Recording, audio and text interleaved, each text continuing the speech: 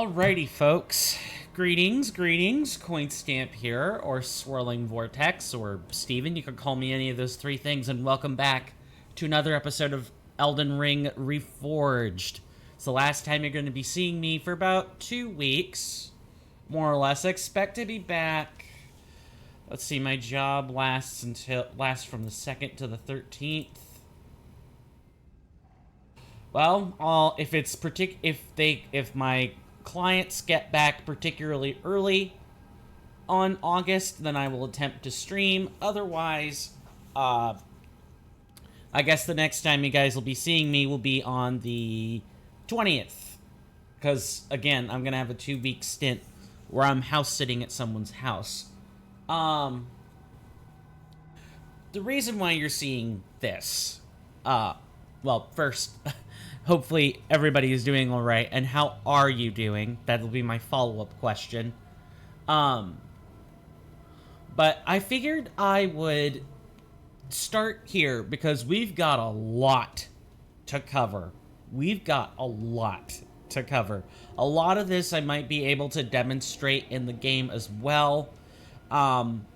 But we've had 3 big patches. I'm not going to bother to read the bug fix patches. That's going to be 0.9.0.A, B, and C. Those are just bug fixes. I've looked them over. But I do want to make sure we've had a chance to read this. So, you want big changes, right? That's like the most common... I wouldn't say it's a common complaint, but... when comparing Elden Ring Reforged to some of the other mod profiles out there, like Convergence, like Ascended, like some others, they changed the game in some pretty big ways. Elden Ring Reforged is a lot more subtle of an overhaul mod than that. Whenever it does provide something big and flashy, like this, it's kind of huge. So, first, most importantly, weapon catalysts. That's right. You remember some of the items that could cast spells in Dark Souls 3? Like, it's the Whip from the Ashes of Ariandel DLC. It's the Miracle Whip, like Miracle Casting Whip. Well, we got some stuff. We got the same kind of stuff now. So we have 6 weapons here. It's smaller on my visual, like, docks or display screen. I'm hoping it's big enough for you, but, if not, we can always go and, like, preview these items. But essentially, there are 8 weapons that are capable of casting spells on top of their functions. They trade the block for this. And it is adjustable at the, a grace site. So if we want to be able to block with our catalysts instead, or like treat them like normal weapons, we could just do that at the rest site. Most of these appear to be able to cast sorceries. 2 of them appear to be dedicated solely to incantations. And a couple of these...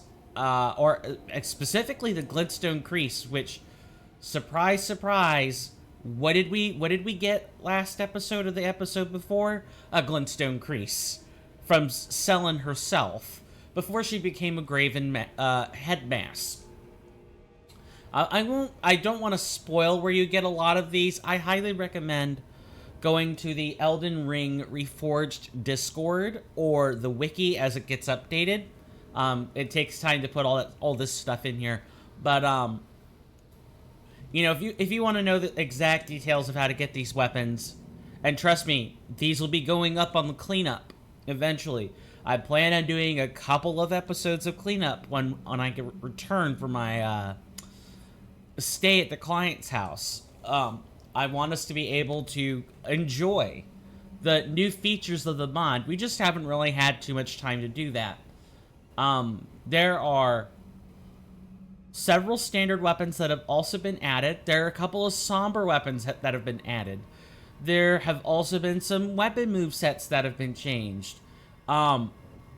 Another big change I could show you, and this is before my controller is enabled, so you're going to see my mouse cursor. I want you to take a look at our stamina. You remember how it was like, not like 96, and that was pretty much it? Yeah, the stamina got the FP treatment. So, number multiplied by 10, regeneration effects are now a much bigger deal. We'll talk about the UI in a second, promise. Well, in at least maybe in about a minute, because I really do want to finish covering the multiple patches. But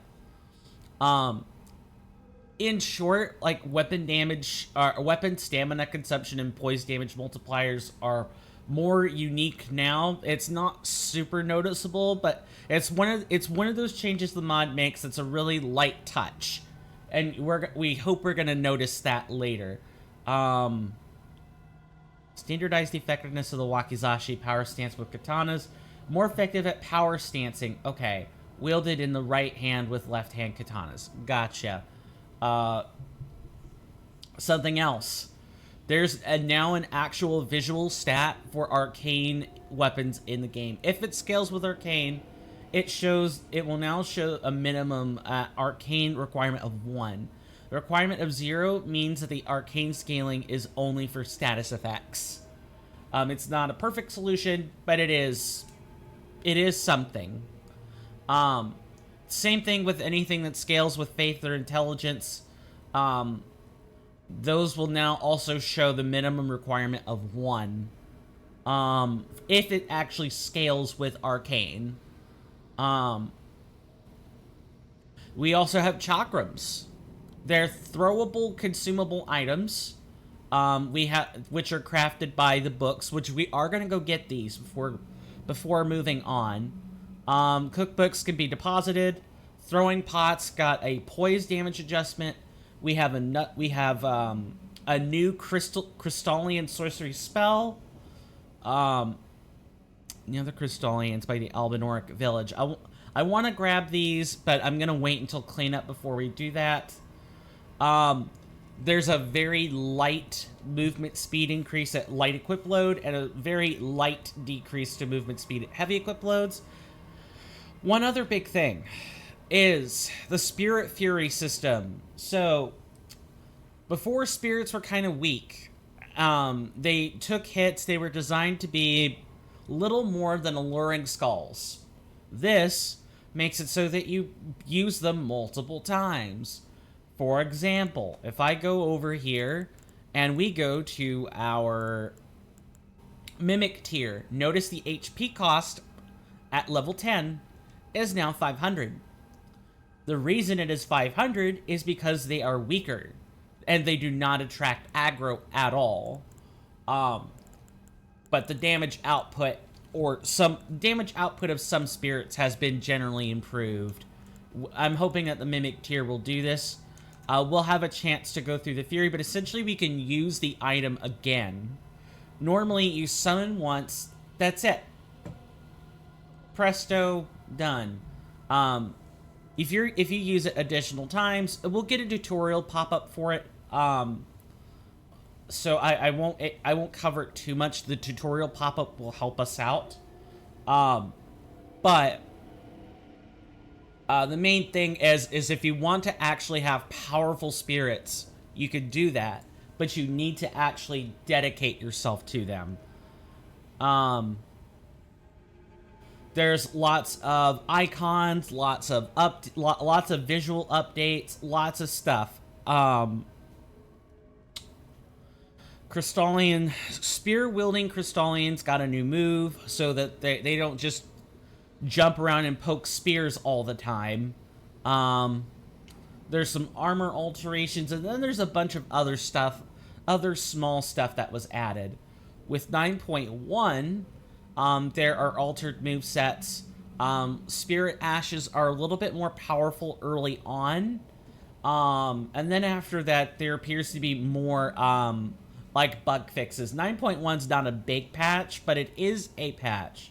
Then, with 9.2, we now have new and more refined descriptions of difficulty modes, tutorial pop-ups, This is what I meant when I said you have a new pop-up explaining the Spirit Fury mechanic.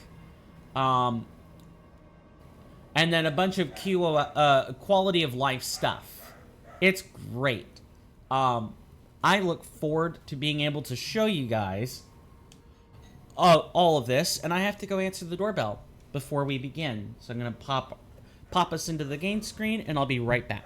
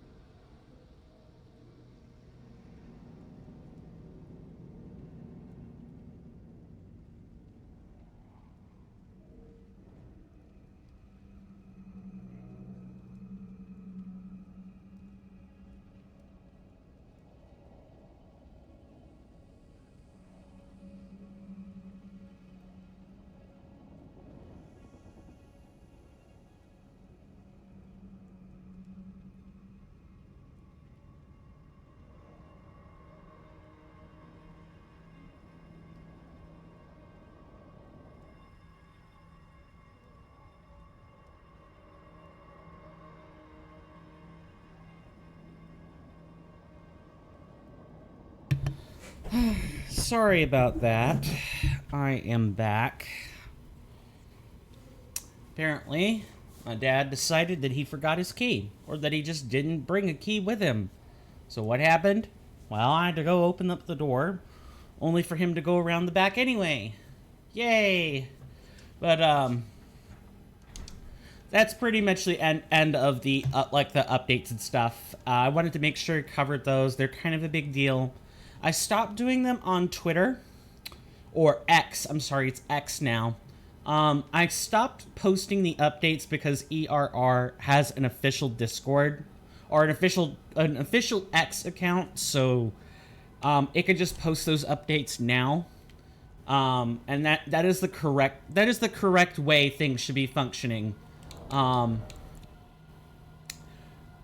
terms of like notoriety for the project. It's never going to gain any traction if we don't bother, if the mod author and or support team around them now doesn't start paying attention to media presence.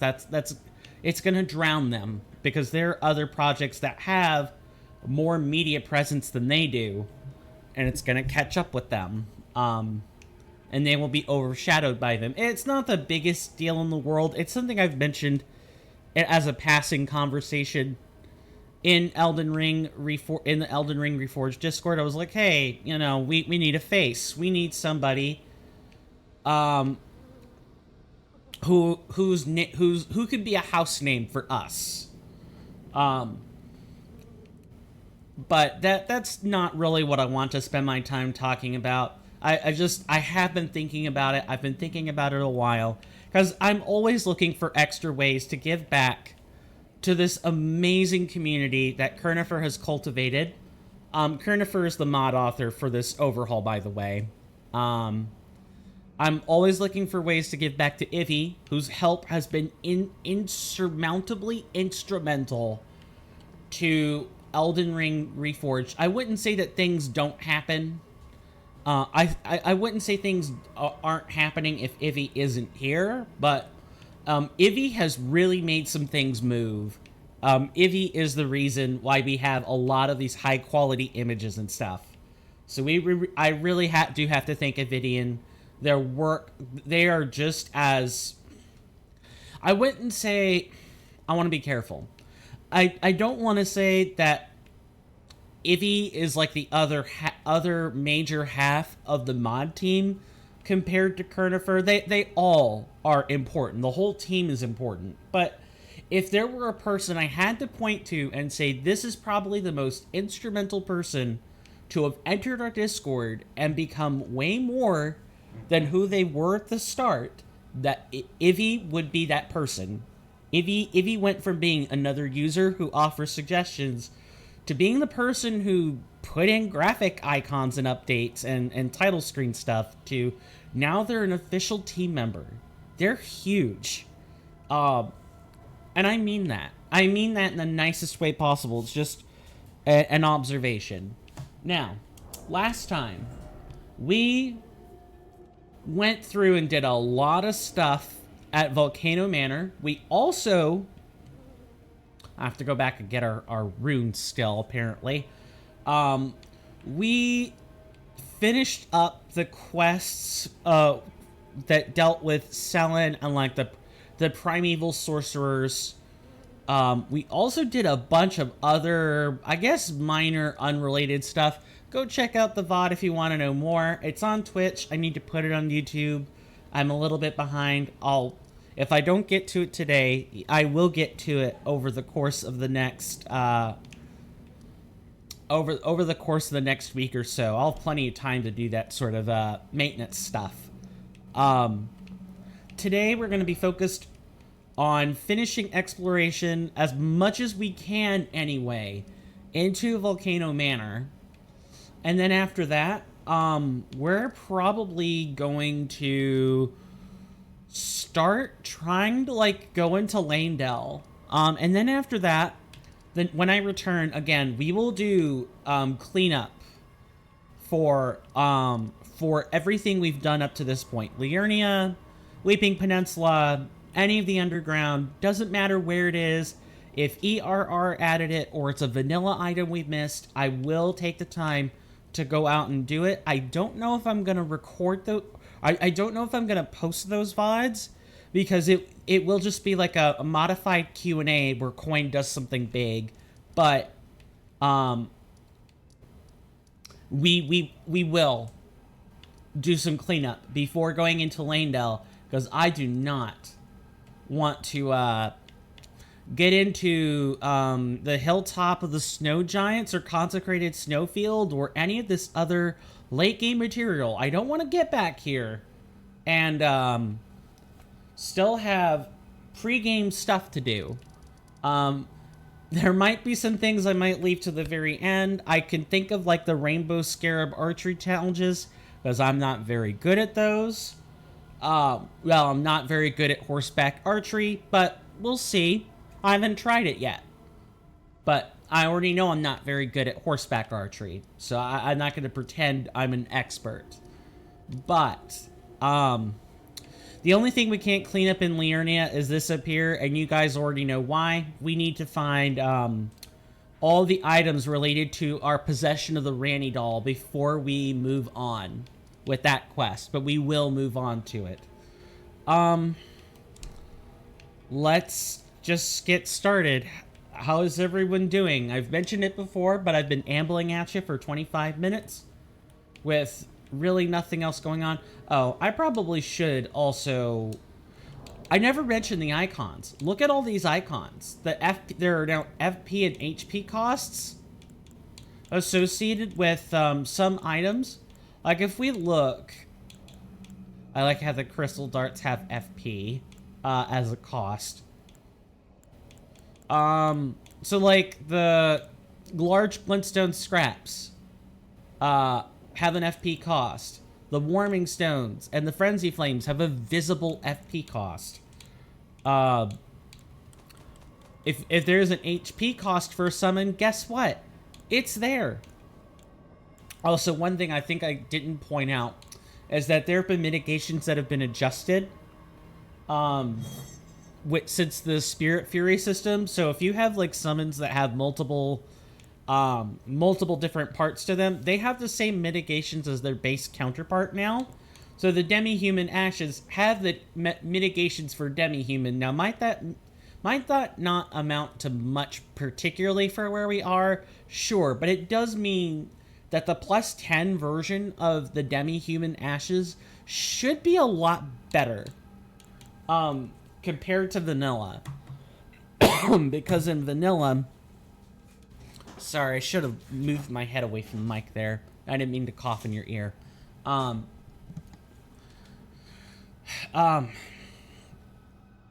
The fact that there are mitigations that are present now means that these should be a lot more effective at either doing DPS and not just dying in a single swat, or if you use the Fury system, they could become really good distractions while you use them.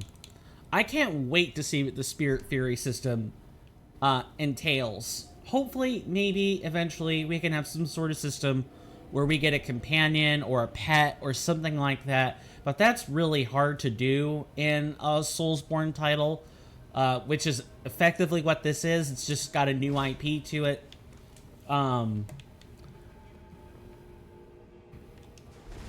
Okay, we're still under the correct load, which is good. That is essentially what Elden Ring Elden Ring is a Soulsborne clone, or it takes many of its gameplay aspects from the Soulsborne titles. I forget where I was gonna go with that. Yeah, I've totally forgot. Let's just get started. I've been sitting here for long enough. I believe we ended the episode with like doing a very tricky set of jumps, which I am more than happy to like not do anymore. I still can't believe I actually got those jumps. I was so expecting there to be problems. It's not even funny. I was so expecting to have to work. Oh God.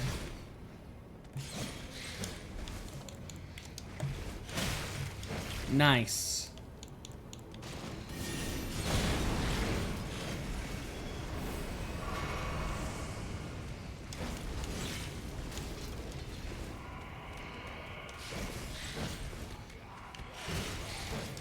This is not going well. Let's just try to go literally anywhere else. I might even need to, like, climb down the ladder. I should have just done that to start with.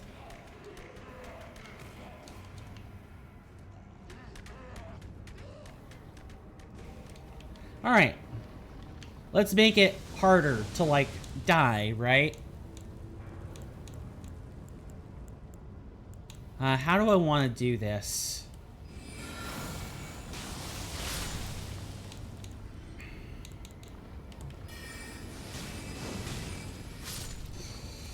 So, the deal with Volcano Manor is that this lava makes us move around really slowly. It deals us stagger damage while we're in here.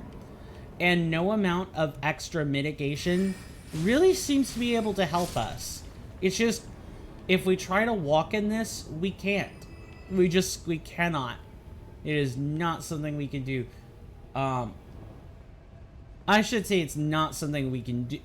It's not something we can't do. It's something we shouldn't do. And why did we bother with this? Oh, I don't know.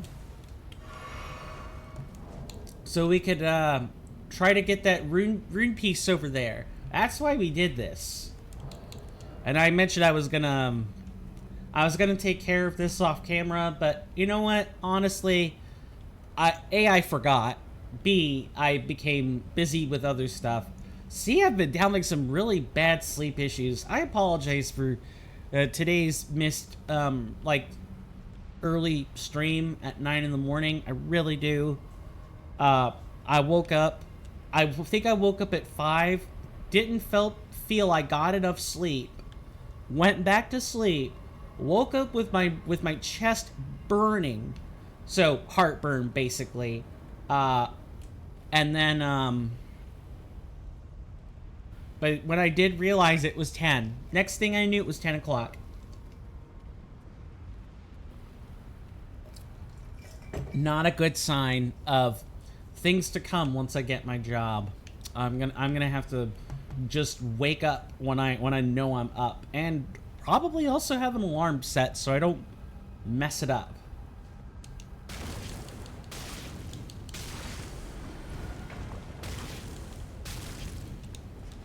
Okay. We got our runes. Cool. Let's teleport back before things get absolutely nutty.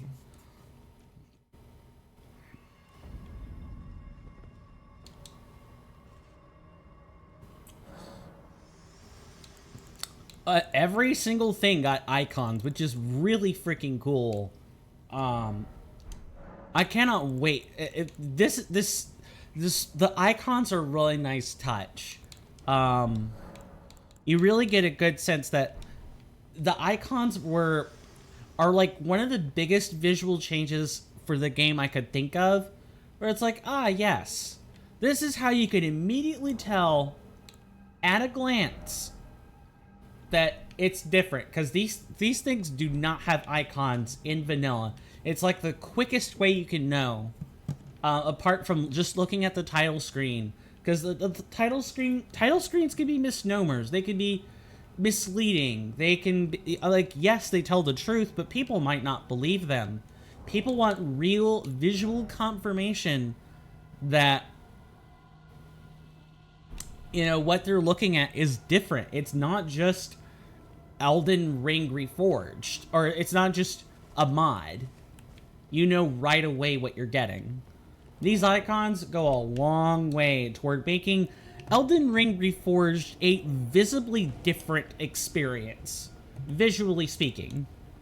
Now, of course, anyone who's like a long time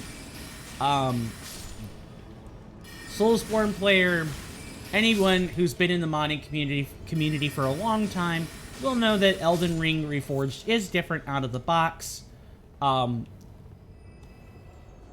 But for anyone who's new, who's not part of that modding scene, it could feel like I'm just doing Elden Ring with extra steps. Like, and that's, speaking honestly, like, after having thought about it, that's ultimately the, like, Elden Ring Reforged, I think, suffers from a visibility problem. All the changes it makes are super tasteful to the way that that FromSoft makes their games. Like, yes, there's some things that I would say the dev team at FromSoft makes purposefully clunky. Like, it is bad on purpose, because that's the point. The struggle is the point. The clunk is the point. A good user experience is second to this. Second to that sort of thing. The clunk is intentional. But that's usually the thing that most community mods attempt to fix, is the clunk. The horrid controls sometimes. The inconsistency in which the game's rules are applied. You know, I don't think the lava would be so bad if, you know, we weren't set to heavy... God. If we weren't set to, like, heavy load while we're walking in it. The stagger damage would be fine, but... Nice. We need, like, a good line of effect. Come on. Just jump down here. Why are you wasting time up there? I know why.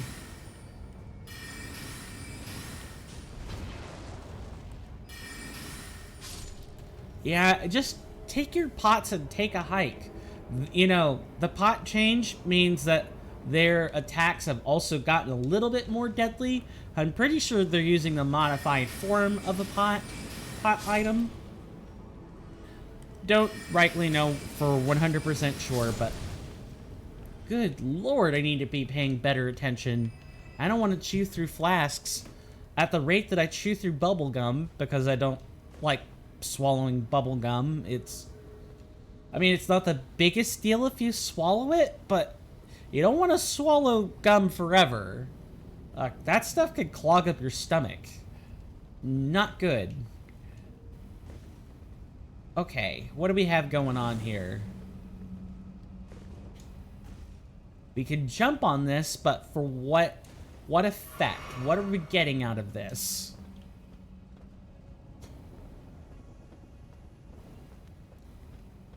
Feels rather surreal being able to jump on buildings like this.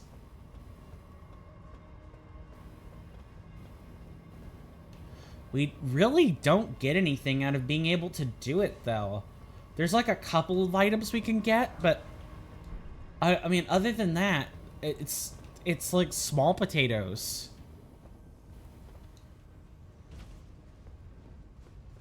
So for those who are like wondering, oh, what has the build changed? No, because I'm saving larval tears so that we can change it back to what I want it to be. Like, don't get me wrong, the int build and like having this much power is really fantastic. I would love it if the build I wanted had that level of power. We could get that in New Game Plus. But this wasn't what I set out to do. When I made this playthrough, I wanted to be able to use all the spells. All of them. My power may not be particularly high, but at least I'll have good utility. That's kind of what I wanted. I can't always go back to that, but I feel so severely disadvantaged by doing that. It's not funny. And it's intentional. I flat out asked Ivy about this. Well, not directly. I asked Ivy some questions about like the overall impact of the new like level cap system and everything, and pretty much what they said was that the way that the levels work now, you have to pick something. You've got to optimize. You cannot just put points to use everything, or spread yourself so thin in an area that you can't, that you're a jack of all trades and a master of nothing. You gotta pick. I'm summarizing what they said. And it was maybe like a 4 or 5 line conversation. It wasn't like big. I mostly just wanted to know what the impacts of this were, so I could plan my playthrough accordingly. Because that's the kind of thing that someone says that really affects our build. We were a jack of all trades and a master of none. We were doing okay, but we weren't doing great. And the level cap system really, really hurt what we were doing. Now, in all honesty, do I like the level cap system? I could take it or leave it. I get why it's here. It's to change up the gameplay. The level cap system is one of the ways that the game stands out. I don't know if I would say it stands out for the better, but at least stands out. And it sticks by its principles with the level cap. It has changed a few times. Not the level cap, but the way that the level cap is handled post new game. And I don't know if we can, I think we have to drop down to that. Oh, hello.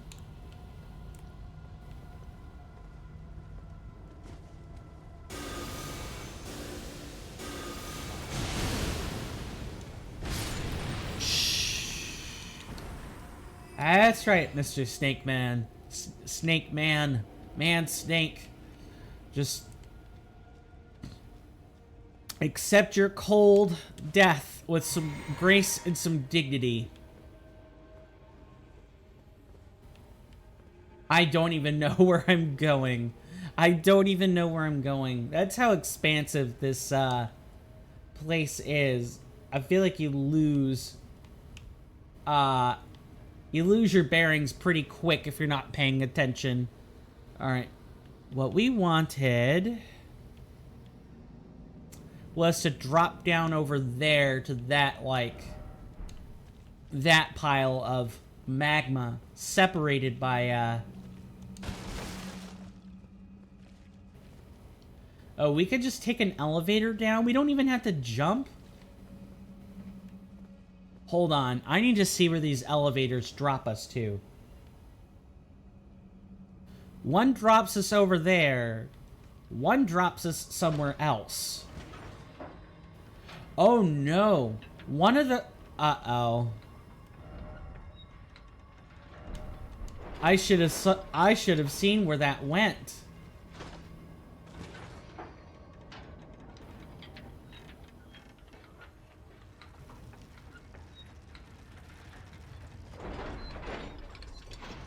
Okay. So we're up here, the castle portion of the manor. And I see some black flame monks. So, Godskin Apostle? Godskin Noble? One of those two? I don't want to go too much further. I want us to be able to, explore what's happening at the bottom. But I did want to at least see it. Luckily, the lift is like, hey, bro, we're gonna make sure you don't miss this lift. Because there's no way to reset that lift if you don't step on it. So thankfully, the lift came right back down. Awesome. Now, we're going to go take that other lift down to the bottom.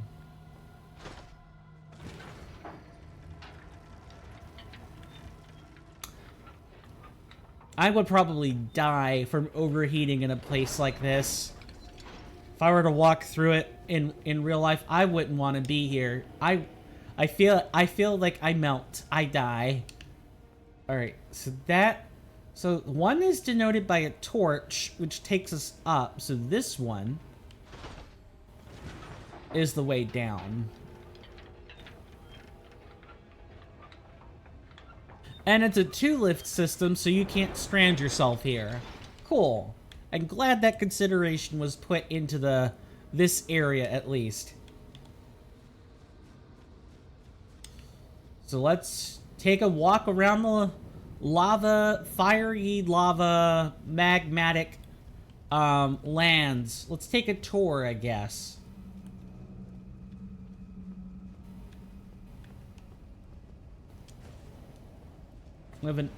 We have a magma worm. Of course there would be.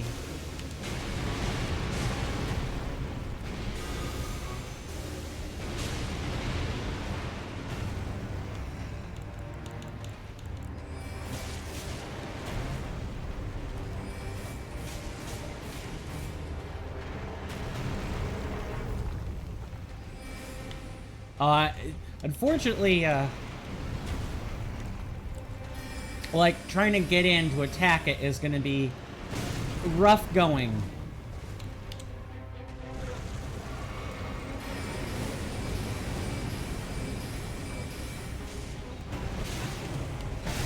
Oh, God.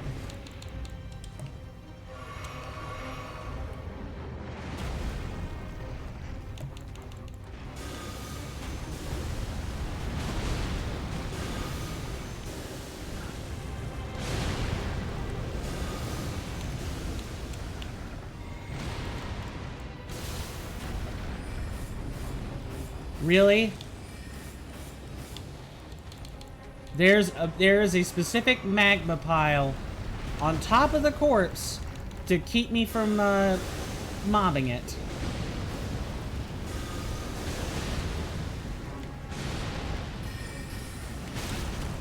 Nice.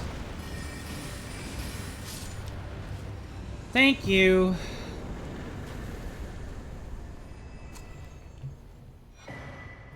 Magma Worm Scale Sword and a Dragon Heart. Well, the Dragon Heart will be nice for getting new incantations at the Dragon Cathedral of Communion.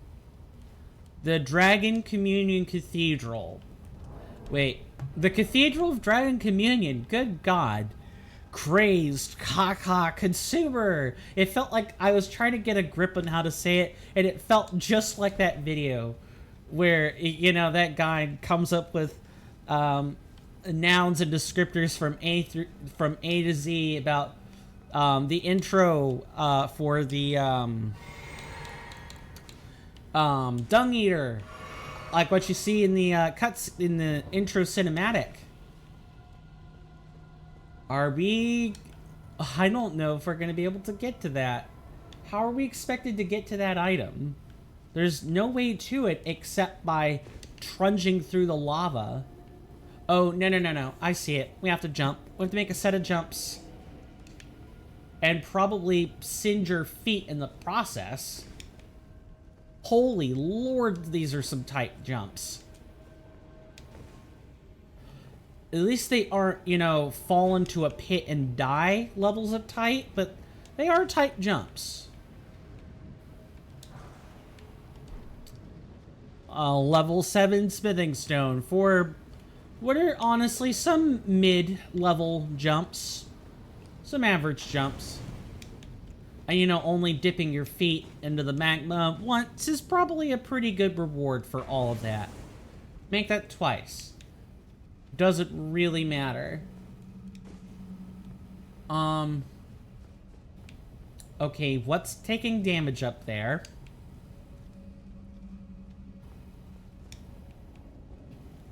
I don't know, but maybe I don't want to find out.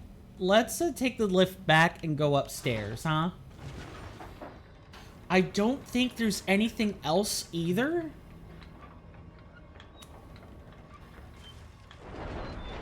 So, like, we went here. There's, like, a good section of... This was kind of the area we were in. I'm gonna take a look. Like, look around. Like, actually pan the camera and stuff. But I don't think... Yeah, so this is, like, the earlier section. We've got a rune piece we gotta go back for. But, I don't know. I wouldn't know how to get it. Even if I did. Even if we went back, I wouldn't know what to do. There's a rune piece up there. I'm not sure how you would make the jumps to... Oh, you fall down the cliff. That's what happens. You fall down here. I betcha we could do that. The question is, do I want to do this, knowing full bloody well that I will probably die making the jump after we kill the magma worm? The answer to this question should probably be no. But do I be brave? Do I do it? I think if I jump, though, I die. If I... Let me try... let's use a rainbow stone. Rainbow stones are particularly useful for, like, testing the lethality of jumps. If it shatters, then you know the jump is lethal. If not... then you know that you can actually make the jump. Let's, since I could see the rainbow stone down there, let's try to make the jump then. Okay, good. It's not lethal.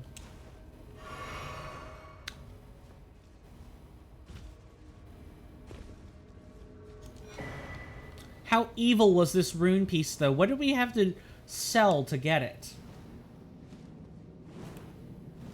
I guess we have to go near some bats. Same thing with this one. Look, if all you two are gonna do is sit there, then I'm just gonna pelt you with pebbles and, get the heck out of here. More bats. More man bats. Not just any kind of bats, these are man bats. Oh, I guess in falling down... Oh, hello. Yeah, I know you're there. You don't think I didn't see you. how are you meant to get... This is going to be a lot of the episode, isn't it? Where we're just like, yes, I see this. How are we intended to get up here? I don't even know.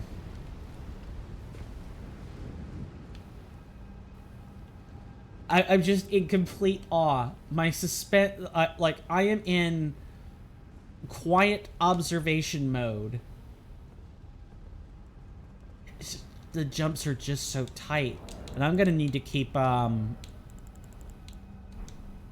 also, that was the first battle that we haven't used, the scarab talisman in quite a while. We just kind of bumped into the magma worm. We want the meat dumpling on our person. Because we're gonna need it. Probably. We're out of flasks at this point.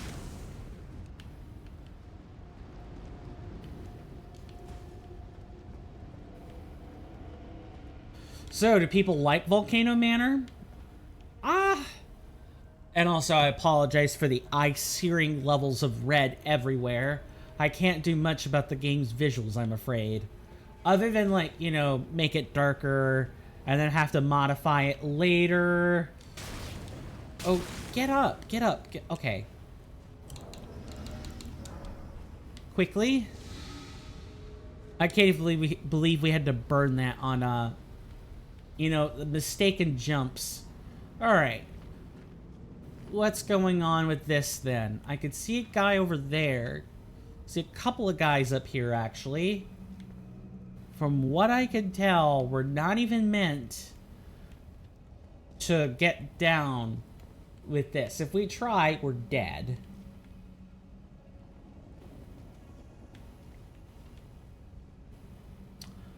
Oh, I recognize this. No, we made these series of jumps earlier. Never mind. This is like to get a look at that set of jumps, a different perspective on the set of jumps. Alright, back to the eye-searing magma.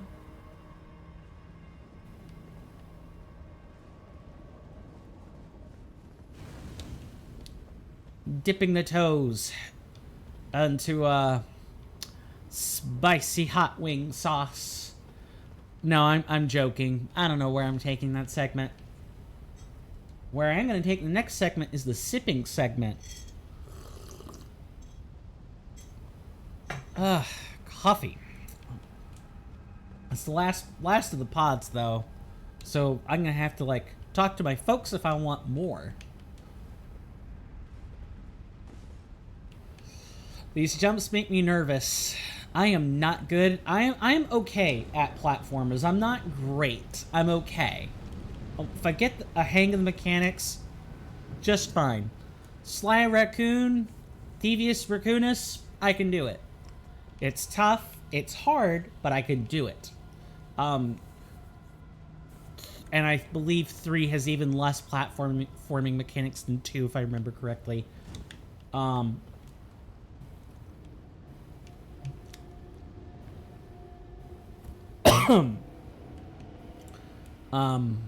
But something like Mega Man or, you know, sometimes even Legend of Zelda Ocarina of Time or, like, subsequent ROM hacks give me a hard time. I am not that great at platformers.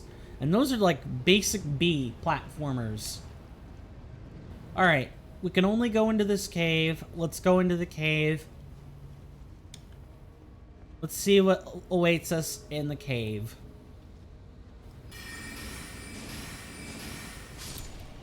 Now I know that bat is coming this way.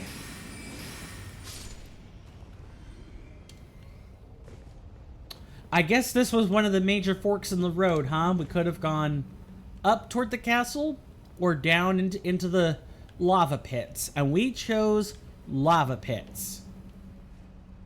You guys like lava pits? How do you guys feel about lava levels in video games? Like, I don't know, Ocarina of Time Fire Temple or Death Mountain Crater. What do you guys think about stuff like that? Is it one of those, it depends on the execution? Are you a universal lover of fire and lava levels, or do you hate them? Don't mind that. That's just a Discord notice for modding server I'm part of. I really do need to turn off the Discord integration with Steam. Hello.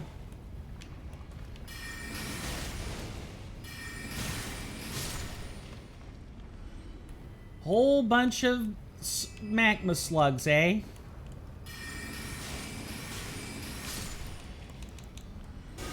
Think we could probably get a couple. We can get 2 with this, or not. Okay, there's 3.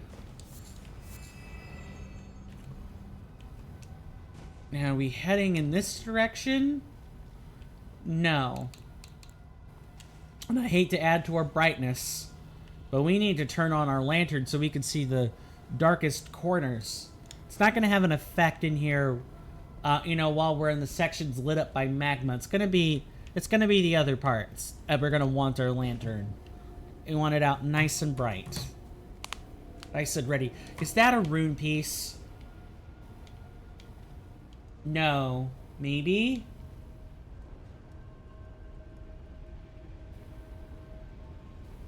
That is not a rune piece.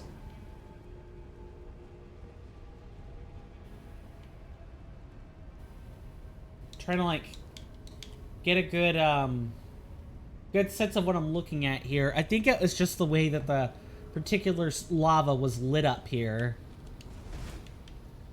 No hidden wall. I just got these precarious falls to make. Let's make them then. What about here? Oh. Okay. I think I recognize this.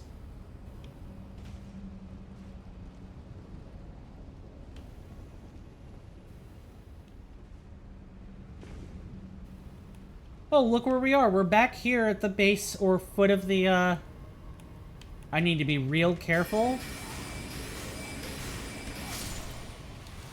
Because we have more of these, black pudding albinorics. Not super happy to see them either.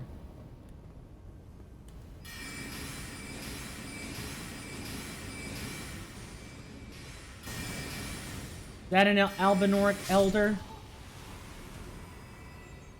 No, but we did take some unnecessary damage.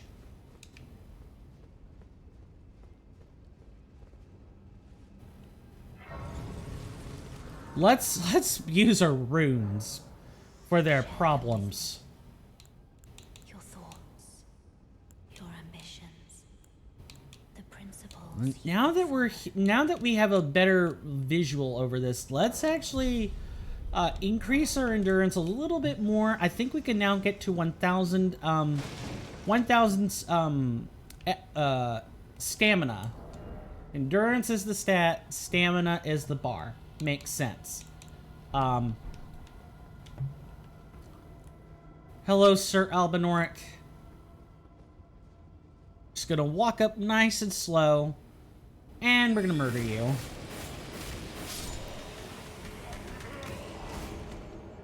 Same deal with you. You might look scary, but as long as we don't get careless, we're fine. Now, I want to show you where this is. Do you remember in Liurnia where we met Patches, and Patches was like, hey, we have a, underneath Liurnia somewhere is an Iron Maiden. If you let it capture you, it will take you to the foot of the Erd Tree. That's an obvious lie. It takes you here to the Volcano Manor with quite a few Iron Virgins, like Iron Maidens in the waiting. I'm gonna call them Iron Maidens, or because Abductor Virgin sounds wrong. And you know, it's more on the nose as to what they actually are. They're just, oh, hello. See a gnat flying around my room and I want to get it, but I can't deal with them. Ugh, it makes me upset.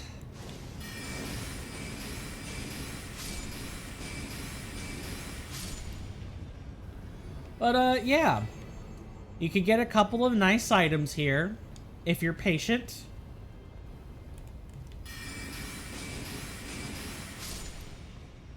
I don't think you had to walk in lava to get any of them either. I didn't like that the fact that I just took damage, though.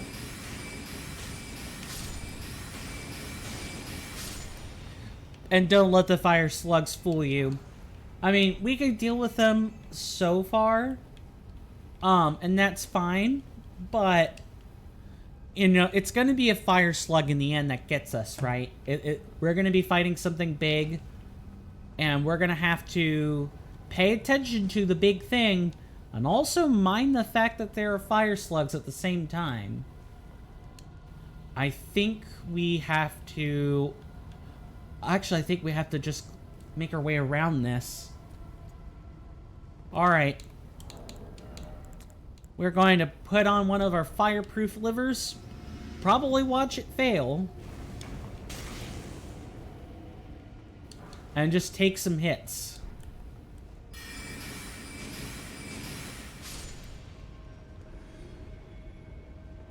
Same deal with this. The thing of the lava man, or the lava manor, you could tell where my brain is. It's spaghetti. The thing that Volcano Manor is going to teach you about is hazards. Like actual physical hazards that you can't just overcome with mitigation. They're there. They deal that damage. They deal it forever.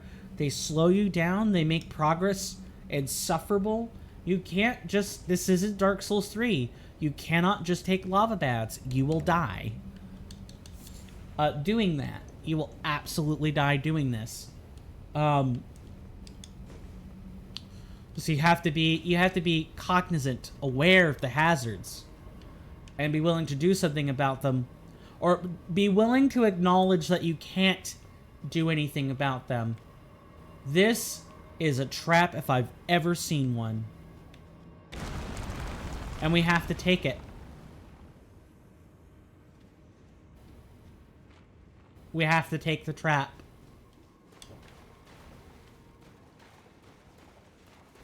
Do we have any illusory walls to deal with? No, not really.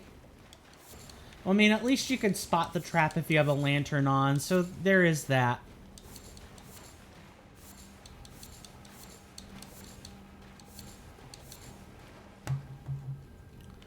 Alright, you guys ready for this inevitable trap you had to spring? I hope so.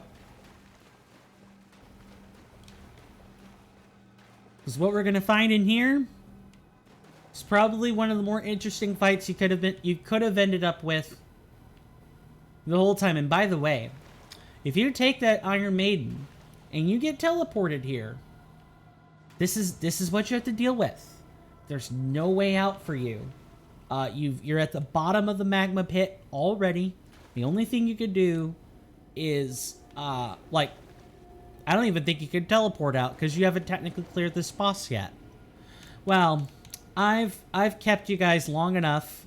For those who are not familiar with what I typically do during boss fights, as long as they are scripted, I know they're coming.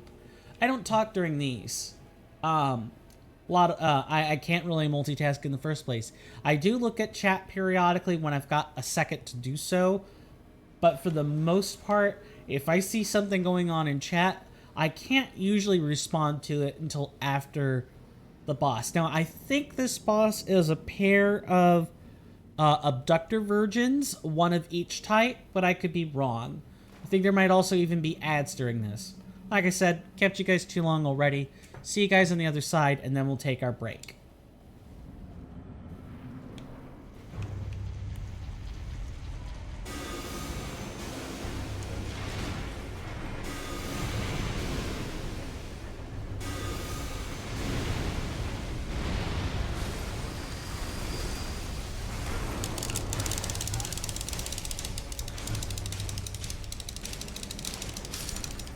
Nope.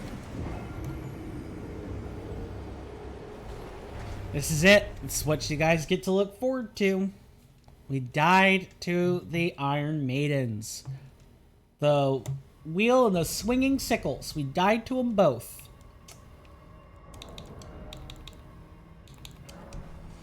Well, we're going to take a break, and when we return, I'll see if we've got weaknesses up for these. We should. And we'll review them to determine what spells we should be packing into the boss fight. But,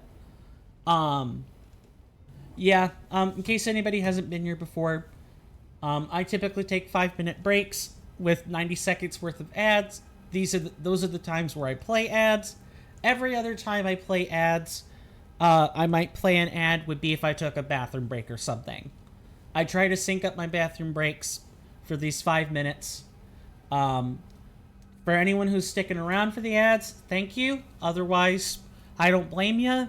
But either way, I'll see you guys after the end of this commercial break.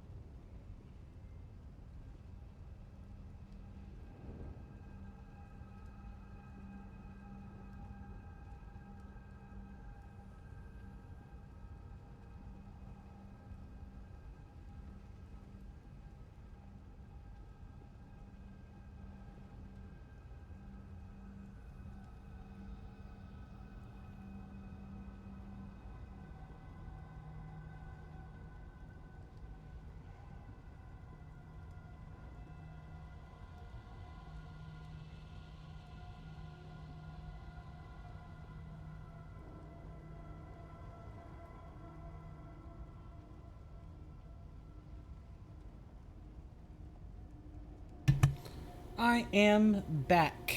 So sorry about that. Hopefully everybody enjoyed their break. Now, let's see about these, let's see. Right, I forget. Codex is a usable item now.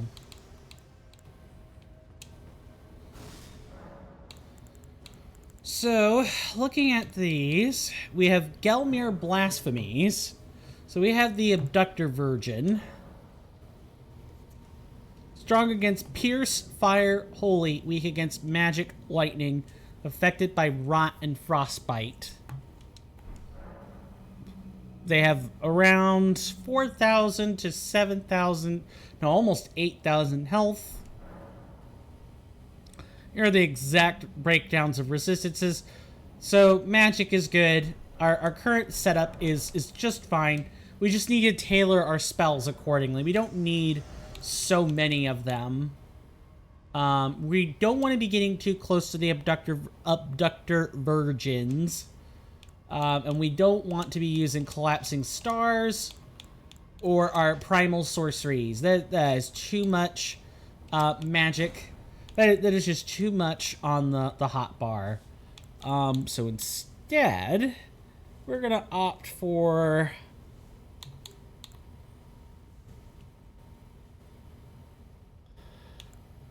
Let's see. Slow vengeful spirit that explodes. Yup. Not looking like we could pack a whole bunch.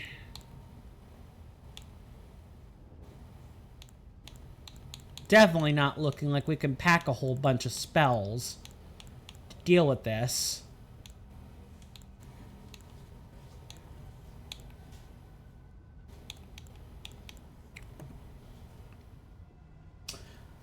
Maybe this is the instance where less is more.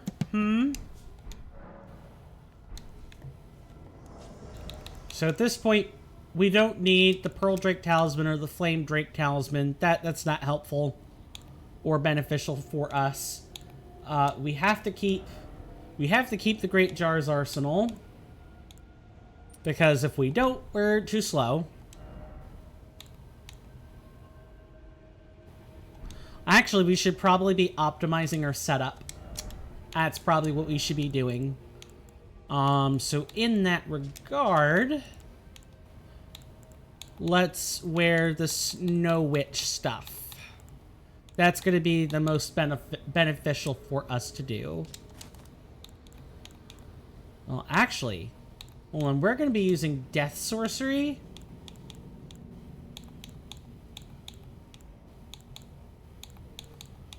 Just trying to, like, make sure I look at this real carefully. Elemental defense. Yep.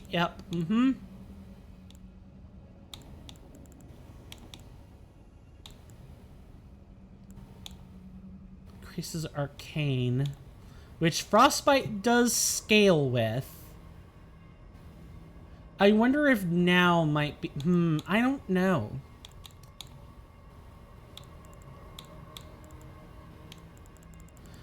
Let's shift up our gear then. We're gonna have to change which sorcery we're using, most likely.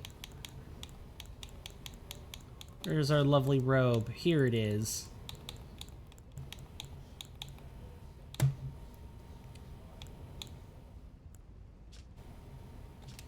And then we have the skirt.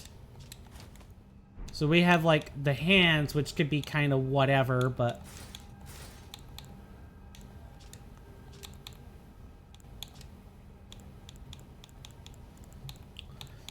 I guess they should probably be like the one of the Night Gauntlets. These are carrying sorcery. They want like magic attack power.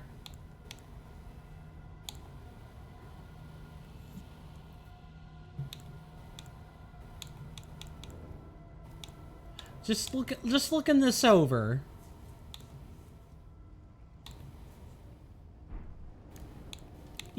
That's gonna be good.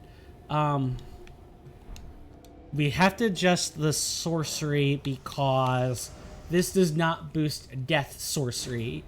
This boosts cold sorcery. It's not going to change the staff we're using, it's just going to change the other stuff. Probably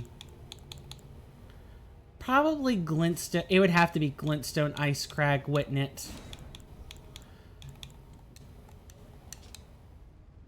Because the full moon is like a moon sorcery. It's not.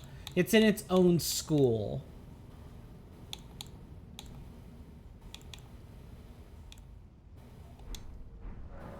Okay, so glintstone ice crag it is. Got it.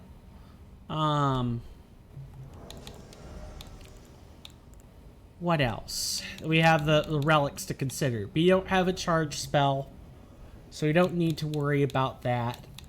We do want the Graven School Talisman, because we're using sorceries. We also want...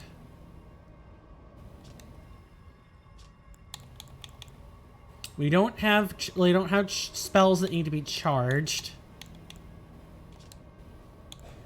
We would like to not have our physical damage mitigation be lowered any more than it already is.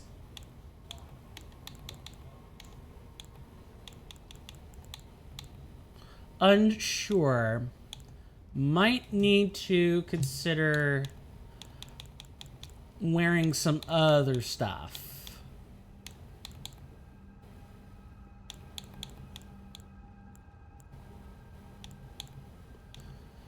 Weird. This boosts less.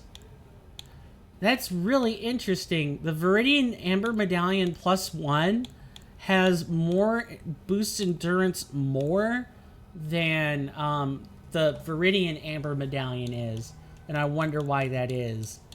That's really interesting. Raising poise has no effect. Raising intelligence doesn't really have an effect. Let's wear the Dragon Crest Shield Talisman then. Can we... That raises... Okay, so that raises like all the... That raises the actual specific ones. Not standard. Okay. Got it. And then...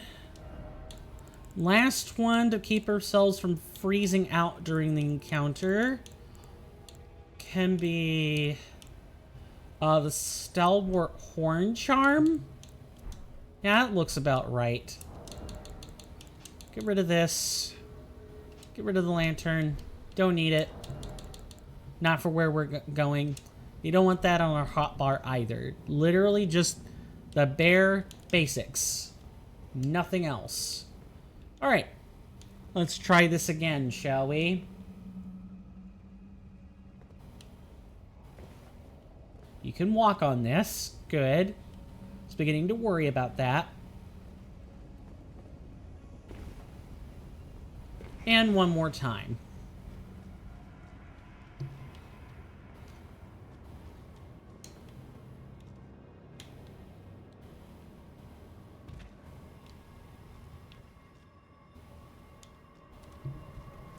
Let's do this, shall we?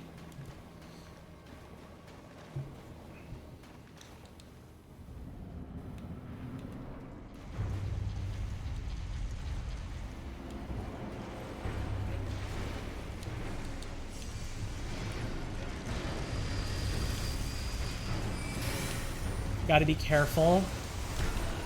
And I'm dead.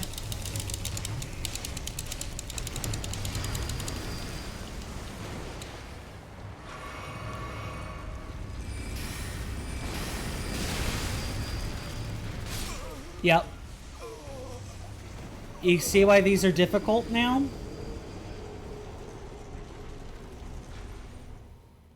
Now, it is worth noting that there is a cheese.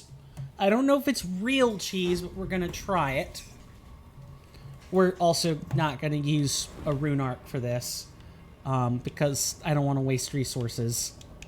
Yes, we can make them, but that's not the point. Wow, I should reset that immediately. But whatever, fine, fine. I'm too annoyed. I'm gonna use the rune arc. Patience is not my virtue today. What can I say? In through here. Let's do this again. Let's do it better this time. I wouldn't call it real cheese. I would call it more like a safe place to be.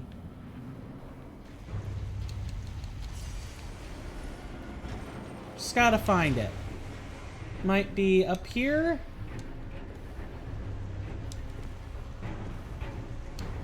Yeah, it's something like this.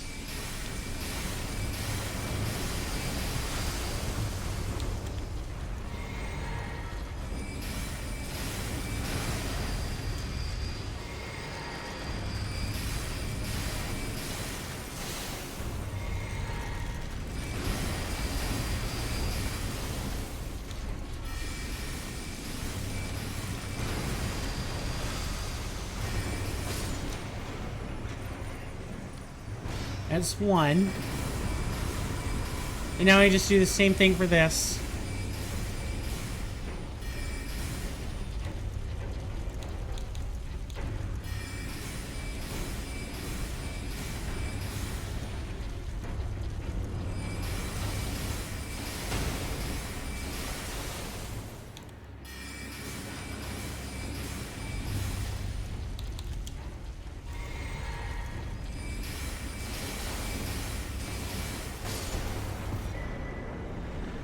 Inquisitors, Girindol? Girindol? Yeah, I'd call it Girindol. Where is this? It's like up here. Blood loss. With an... Okay, so the Arcane of Zero means this just scales stats. Got it. Oh, I like how the attack stats got a red icon. And the guard stats get a blue icon. That's really freaking cool. Instrument of torture used on nobles behind the curtain of the Volcano Manor of Mount Gelmir. Its numerous spikes pierce the flesh, then singe the wounds with flame. The smell of burnt blood induces despair in the victim, a candlestick conceived by a thorough mind.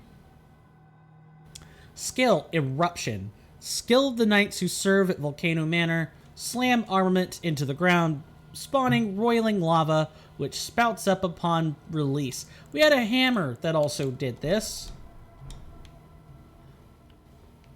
But yeah, here, that was a safe spot. We came up here, we pretty much just did our business, and left. I was trying to fight them legitimately, and that is your problem. Don't fight them legitimately. Just cheese them. That's way easier.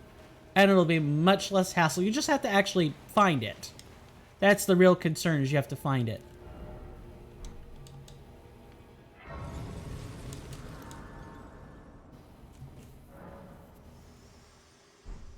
So we're here at the Abductor Virgin Grace Site, the Iron Maiden Grace Site, and now, if we take a look at where we are up here.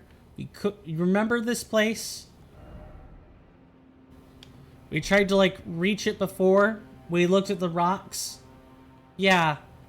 This is what you get with the rocks. You find a way back to the rest of Altus Plateau. This is your pathway back. Now, we want to find Subterranean Inquisition Chamber. We don't really want to do that. Instead, we want to go back here to the guest hall, I think. Because there's no way down. The way out is to leave Mount Gelmir.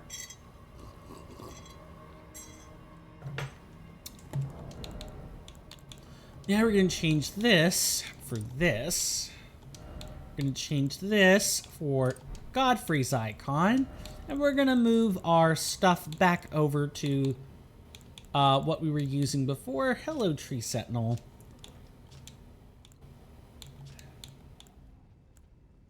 Yeah, this offers pretty good fire mitigation, so that's what we're gonna use.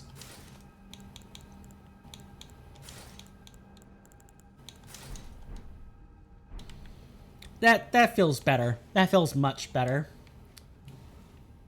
I wonder what we're gonna find topside.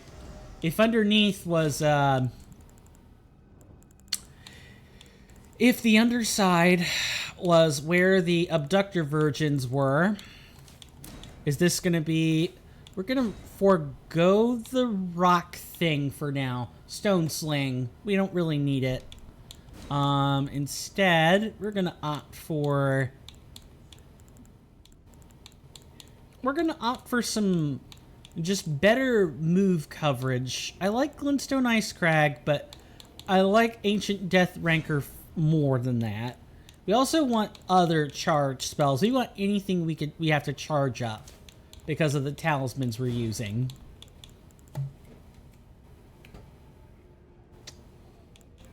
No, it sounds like I need gnat juice or something. I saw the gnat fly by, and I stand no chance of I can get them if they're fruit flies, I can get them if they're fat, but I can't get them in most other circumstances. Not really. My goodness, what do we want to put here? All those have a charge, or are capable of being charged. Hold the... actually, I wonder about Volcanic Storm. It's probably not the same. Can we cast repeatedly? Charging enhances potency. Going to put up the Night Comet. And... what else can we put up?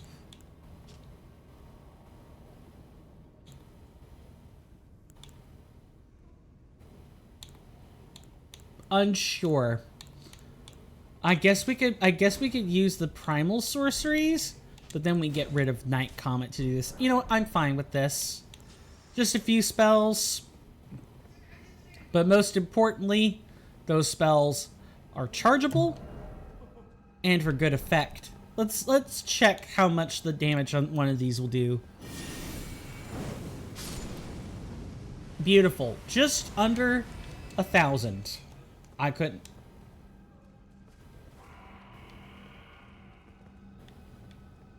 Let's get down before we get mobbed to death by a black pudding albinoric. Thank goodness.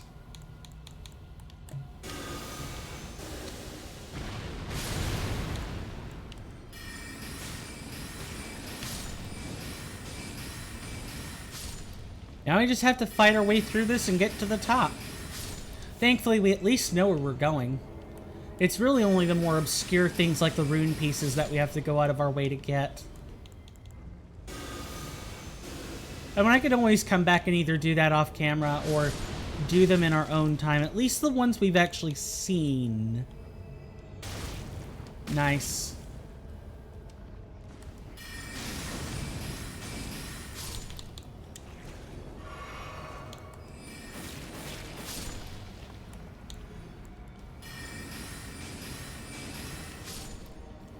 What do you guys think lies at the top of this structure? I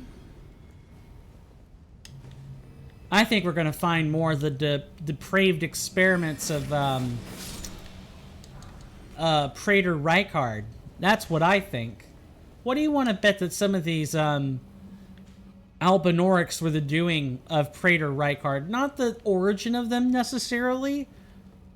I want to be real careful about those claims, but I at least think the Black Pudding albinorics and some other ones were his doing. And if not him, then the underlings that serve him.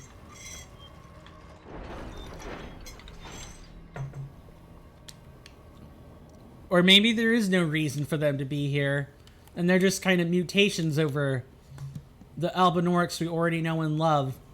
There's so many of them. Got the first gen ones and the second gen ones.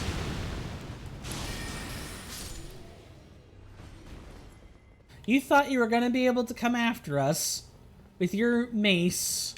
Where was your black fire, man? Use that. Now, for context, we're up here in this big castle section. I don't know if I want to go there yet. Let's operate this winch. Or lever.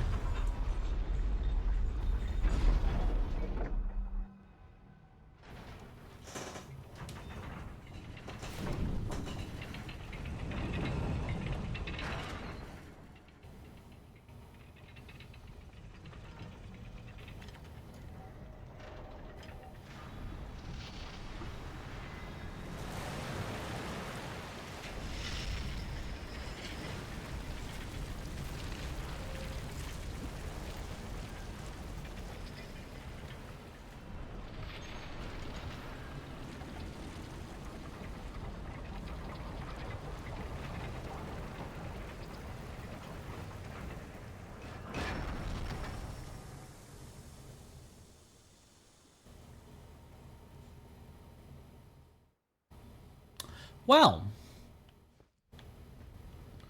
no hot to the touch, nothing of the sort. Just good old-fashioned pull up a bridge out of the lava.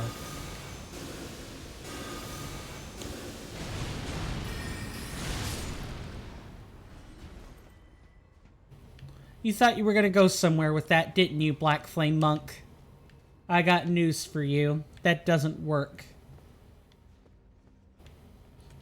Now, what did I say we were going to do? Ah, yes. Oh, hello, there's another boss there. You know, after the boss, we do, in fact, have a shortcut. The church. So before we move on, I'm going to go back and talk to Zarias and Tanith and see if they say anything else.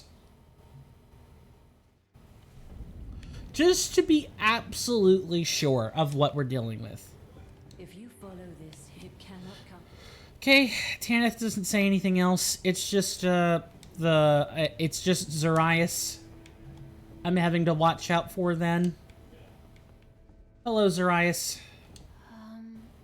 Oh, it's you. Forgive me. My mind never ceases to turn of late. Well, I know I can trust you. I saw something slithering in the pitch black of night. It entered the room next to this one and never came out. If I'm not mistaken, it took the form of a serpent, just like me. Does the Volcano Manor hide some secret that Lady Tanith has kept from me? I realize that I shouldn't impose, but if you discover anything, would you please share? Really? Oh, so there was a secret after all. Oh my. Lady Tanith, my own mother, has deceived me. Was I not born by the grace of a king? Lady Tanith, was I not born by the... Well, that's going to have some unintended consequences. I'm not sure what we saw other than, you know, the various experiments kept here. I don't know what we would have, you know, stumbled across. If you follow this, it cannot.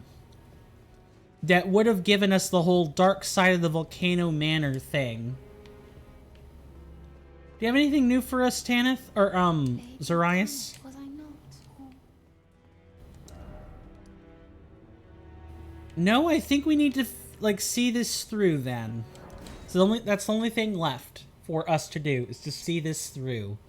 And then we could probably finally enter Lanedale properly. 'Tis the hope, anyway. Now, are you back, Sir Monk?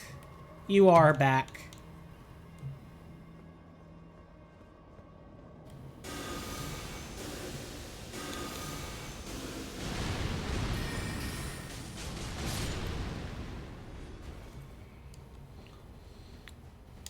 But regardless of whether you came back or not, your fate was the same.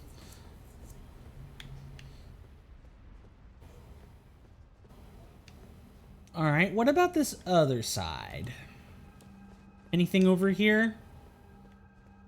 Wouldn't think so, but I'm open to being proven wrong. Oh, Kurnifer, are you joking me with this right now? No, there's no way you can make that jump. You gotta, like, fall down from the top or something. Like, if there were little lips or something, I could... Little lips. If there were, like, little, columns of the battlement I could see, then maybe I would be open to, like, you know, attempting the jump, but there's no way. There's no way you'd be asked to do, like, this whole circle around business.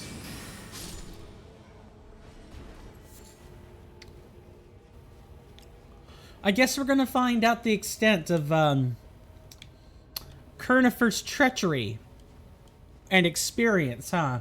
Or maybe Ivy's. I don't know which person we're gonna be, taking the measure of. Or maybe someone else entirely, suggested that Kurnifer should, like, put that stuff here. Look, you can't even... Can you circle around and just make that jump? If I figure out how to do it, I'll do it, but otherwise, I do not know how you're supposed to make that. One more time, with good feeling.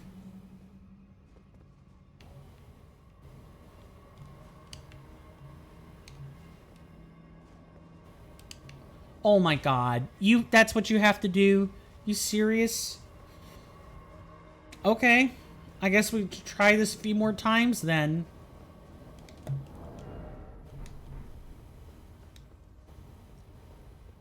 If I have to, I'll go to light load to make the jumps.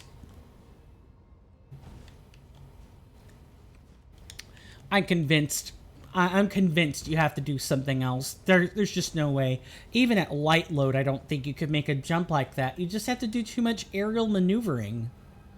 Now, what lies here, you might ask? It's a very infamous enemy. Let's go out of our way and find it, shall we? I know what it is, too. You just have to use it.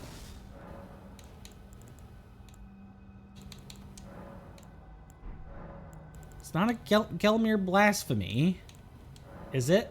No, I didn't think so. We didn't identify... Right, we haven't identified this yet. Okay. But I can and will tell you it is a Godskin Noble. That is what awaits us here. Not the baby one in the elevator, a proper one. With way more spells in its arsenal. That's what awaits us here.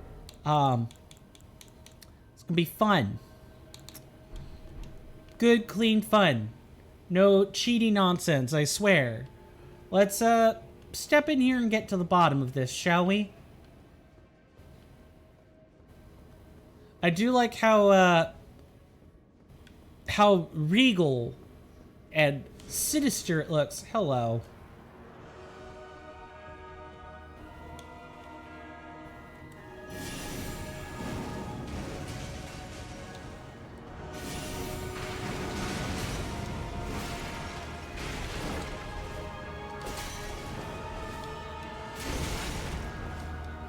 Wow.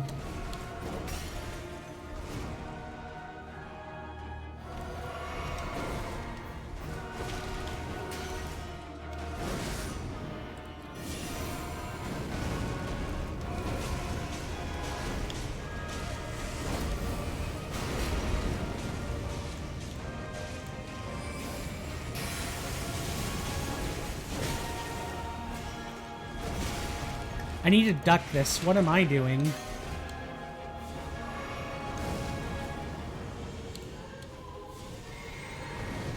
Absolutely on cue.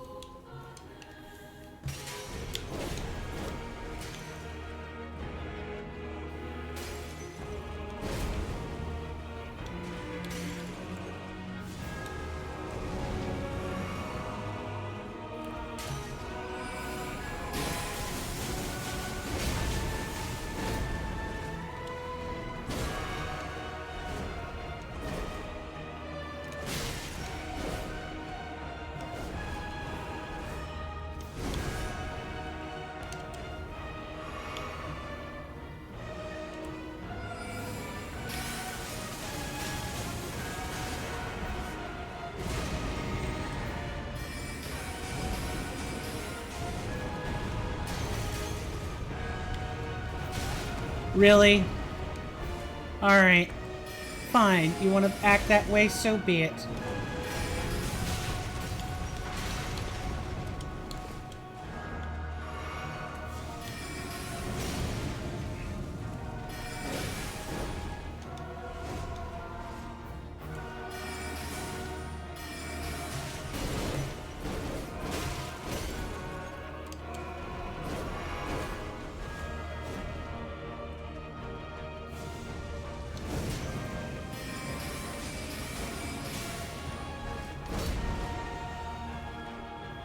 Run.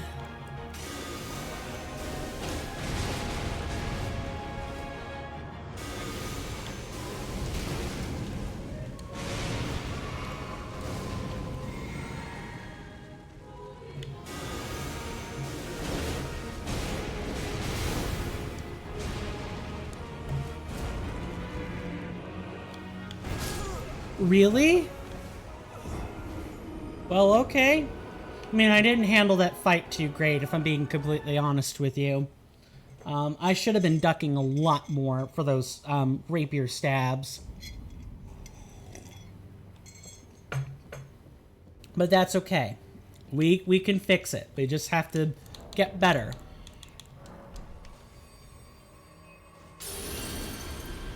Let's try again. That's all there is to do. Now, we did get some limited information, so I do want to attempt to access what we have. I don't think we're going to get very far.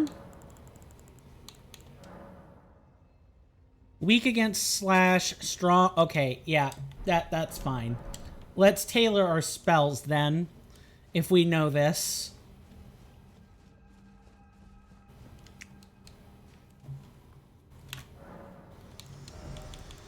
Alright, so it doesn't seem to care about magic, but if it's strong against fire, we're going to get rid of it. Ancient Death Rancor seemed okay. I probably don't want to be using charge spells that keep me in place too often.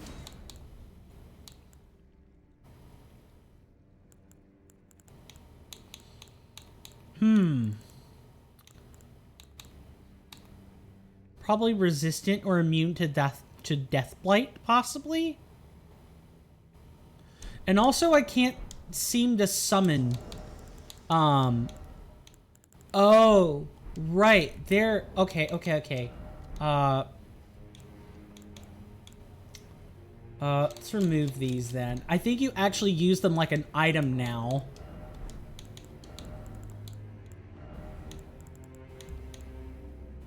Let's try with Lutel and see what happens. I think because the summons were changed, the way I use them has changed.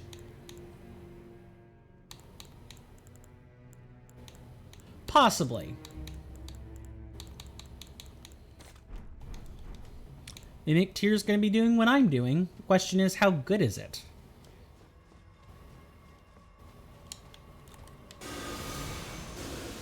And you have made your way back here, huh?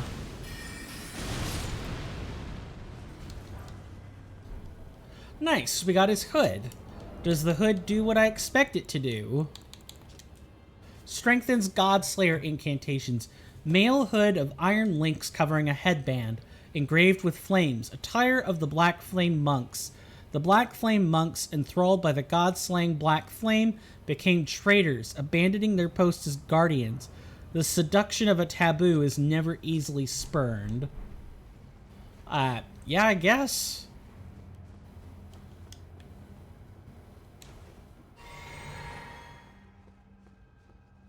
Alright, let's do this. Summon Spirit will normally deal limited damage and not be targeted by enemies. Repeated use of the Spirit Ash will cause the Spirit to enter a rage. This will increase their damage dealt, damage taken, and target priority for a limited time. Use of Spirit Fury consumes FP. Except in cases where there's HP involved.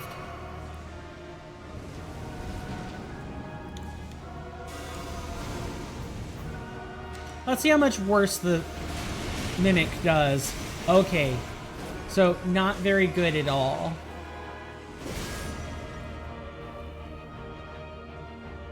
So if we wanted to actually do something for us, we're gonna need to make it powerful.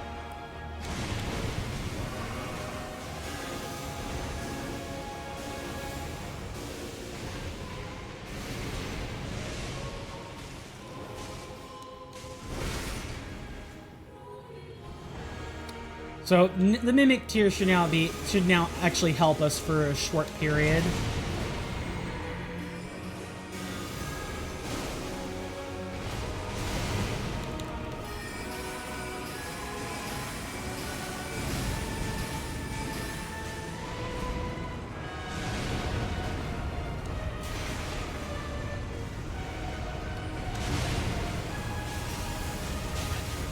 Nice. Blue again? It's blue again. Okay.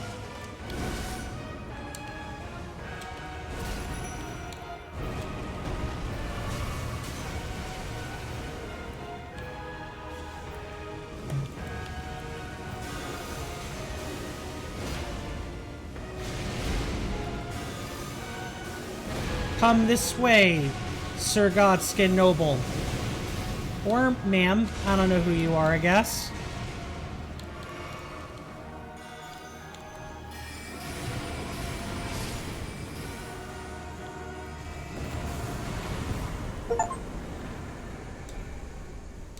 Noble presence.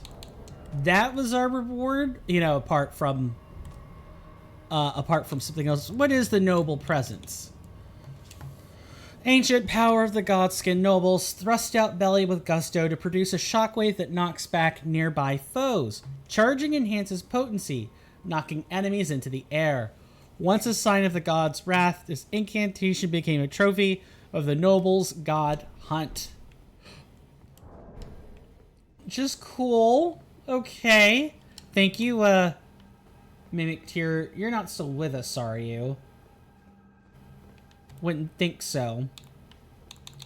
Also, is it just me, or is that icon always red? I don't know. It changed? Sent summoned spirit into a fit of rage. I think we actually... I don't know. Unsure how stuff works. Please send help. No, I'm kidding. We'll figure it out. Serpent's Amnion. That's gotta be a key item. No way it's not. Amnion from a womb that bore unintended offspring. Poor unwanted offspring of a repellent birthing ritual. It will never dry out, remaining damp indefinitely. What?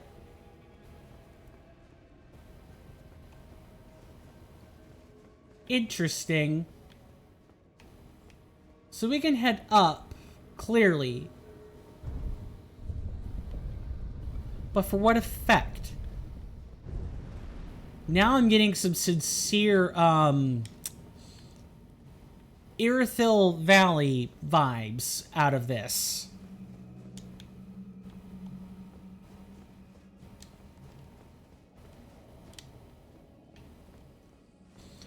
I'm just kind of awestruck. I'm sorry. It's not that I don't want to talk. It's that I'm soaking it all in. Like what this place means. This feels like a, recycled, you know, Anor Londo or something like that. Where the layout just feels very familiar. It's hard to shake off that feeling of having experienced it before, but we know we have not. We haven't experienced it before. What do we have out here then?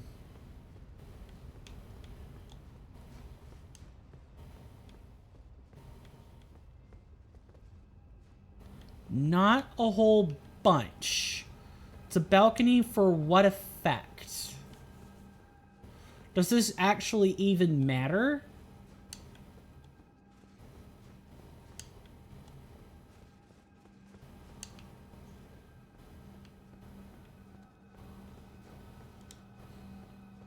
No, there's just nothing.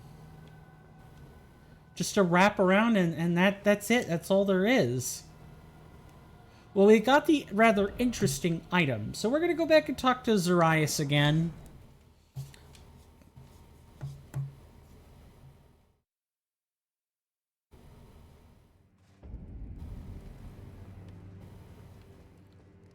Tanith, do you have anything to say about this? You don't even care. You don't even care. I feel for Zarias here. Tanith has neglected you. Lady Tanith, was I not warned by the... Here's the Serpent's Amnion. What is this? I remember this scent distinctly. Funny, isn't it? I am certain of it. I was born inside this. It's a part of my birth, Mother. You have my gratitude.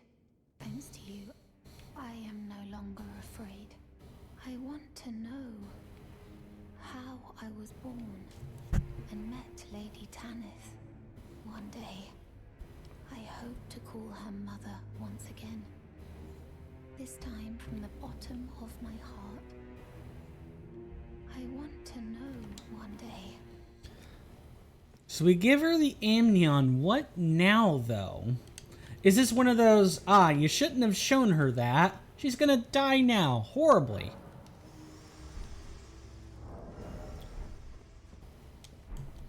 I earnestly don't know. And it seems to reset once you sit back down. Okay, cool. She has moved. Has she gone somewhere else, or did something bad happen to her?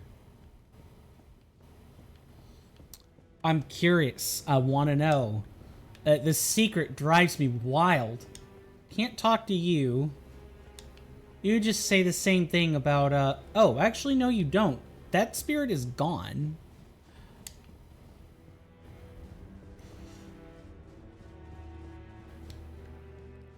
If you follow this, it cannot... Wait, I'm sorry, what? If you follow, it cannot come. Did you see her? The girl, Raya, with her true face. Well, if she confided in you the name Zarias, then perhaps it is not my place to speak. But as her adoptive mother, I ask of you, please be kind to her. Look after young Zarias. Her true visage belies the purity of her heart. Honestly, I hardly deserve the sweet child. Oh, I thought you were going to be unyielding and uncaring. Please, her true She said that to you. I should have known something was wrong. The signs were clear enough. Well, Zarias has placed her trust in you. All the more reason I must tell you that some things are better left unknown. Besides, no one should be blamed for their heritage. Think about it. We are resisting the ways of the Erd Tree itself. What matters one's lineage in such a crisis? Oh, she wants to know her origins. Zarias has placed her that something... No. I haven't seen Zarias anywhere, and she has no scouting duties now. Has she gone off in search of answers? Why won't she just listen? May I ask your aid? Not as the Manor's proprietress, but as Zarias' mother. If she discovers the answer to her question, and it causes distress, have her drink this potion, to purge that which would cause her pain. Tonic of Forgetfulness. Oh, shit. The game doesn't pull a punch with you. It straight up tells you you're going to slip her something, and she's going to go back to being, Raya. She's going to forget all about it. Wow. Is this, like, a parent's... This has to be, like, a child's worst nightmare. Instead of a parent coming to understand the terms of their child's new sense of soul searching. She's like, too painful. Can't deal with it. Make them forget. Yes, I know. My wish is a grave disrespect to her. No different than the Erd Tree's imposition. But I've no choice. It must be done. Why? My wish is a but I've no choice. Why is it, why does it need to be done? Why, Tanith? Why? I had such high amounts of respect for you, and it is gone. She obliviated it, just like that. Well, now I need to know more about this tonic. Tonic in a small brass vial banishes distress and bitter memories. A gift bestowed by Rykard, sworn to blasphemy to Lady Tanith, who unfortunately had no use for it. My lord, there could be no greater distress than to forget you. No greater distress, huh? Imagine if one day you came out to your parents. You came out to you came out to friends and family. Let's say you were an LGBT person or something. And parents were like, we know this causes them great distress, great pain. If you see them, please get them to drink this.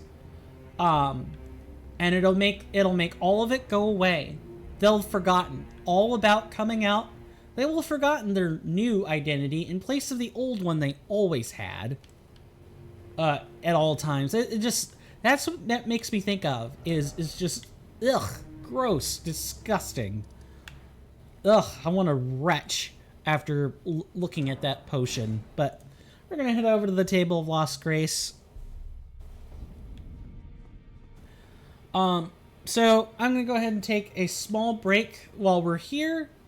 When we come back, I will have some answers for you regarding, Zarias and Tanith's little quest line. You wouldn't think that a mother and her child would butt heads, but it's here. It's George R.R. Martin's depraved, twisted sense of humor. It is here. It is here on full display. Well, you guys know the spiel. 5 minutes on the clock with 90 seconds of ad time. See ya after the commercial break.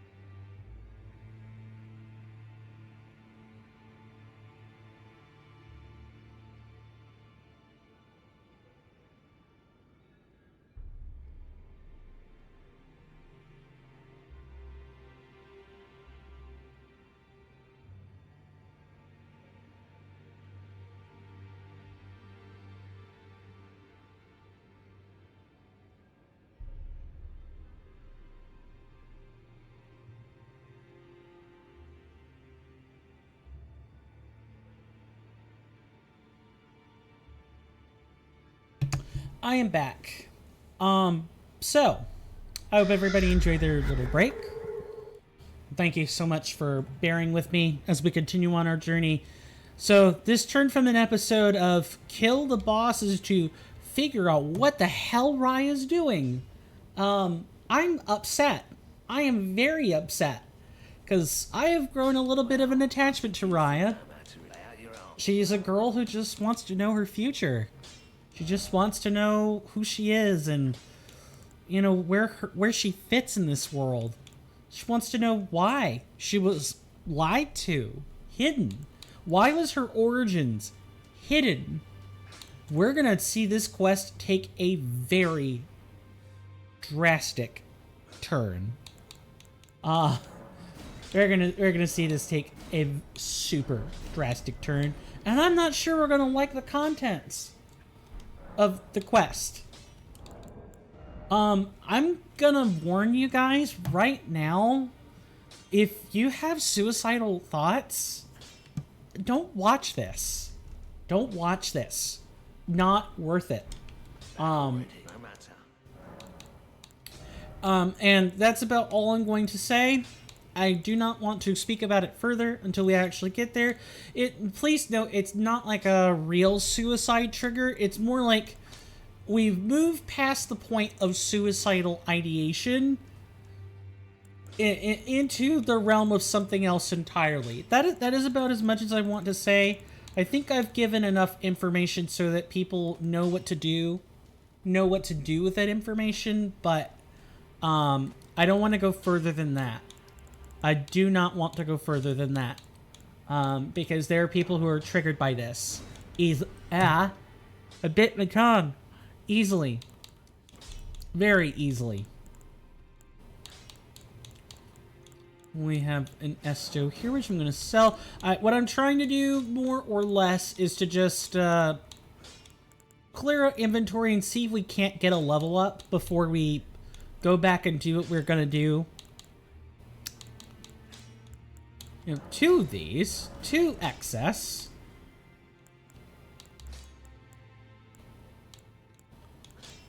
Oh, we got I can't wait to show you all the really cool weapons and cool tech of the game. I can't wait to show it. Does it actually cast it, though? I feel like you should be able to cast it. I feel like this should cast sorceries. At least the magmatic kind. Oh well, I can't really be upset. I'm gonna get rid of one of these. We only need one anyway. What do you guys think of the quest line so far and what we've experienced with Raya's quest? Where would you guys find yourselves in this? What would you do? Would you give her the potion? If we find her, are we gonna give her the potion? If we don't find her or we never give her the potion, you know, what would you do with yourself as a mother who had to explain your adoptive daughter's origins? Would you hide that from them? Would you, like, do your best to do everything in your power to deprive them of knowing their origins, knowing full well this sort of self-fulfilling prophecy might just occur later? I don't know. And as a parent, well, I'm not a parent. If I were a parent, I wouldn't even begin to tell you how I could answer that question. That it's so charged. It's so loaded. But in my purview, in my observation, this is what I would say. I think the only way that people learn about their origins, the way that culture and society moves forward, is by not hiding the origins of this. Not hiding that your ancestors might have done some really horrible things. You don't own them. You don't they're not your mistakes. It's their mistakes. But people might still frown upon you for just having that origin anyway. For having those ancestors. That's kind of a human thing. It's natural for us. Well, it's not, I wouldn't say it's natural, but it's like, it's a very well-learned response. It's easy to say that the sins of the father are the sins of the son, and vice versa, and there's just, that's it. You were always tainted. You were better off dead, unborn. You were better off if your parents had never met, they never loved each other, and you were unalived or never alive to start with. Do you know how gut-wrenching, how heart-wrenching, how unyieldingly breaking that sentence is? I've been told this. I have been told that it would be best if I were unalived, typically by people who have found out that I am a neurodivergent individual, and I am on the spectrum. I've been told this. It's easy to laugh that stuff off, right? You know, it sucks, but it's how you stay copacetic with the world. You learn to laugh it off, but those statements eat you up after a while, internally at first, and then later they manifest in the forms of self-doubt. And did I never go back and do this? Oh my god, I never went back and got the rest site. Yuck, gross. I guess we will have to do so now. And I will probably just kill the monk up there a couple of times and try to get a level up, so that we're not carrying huge amounts of runes into this.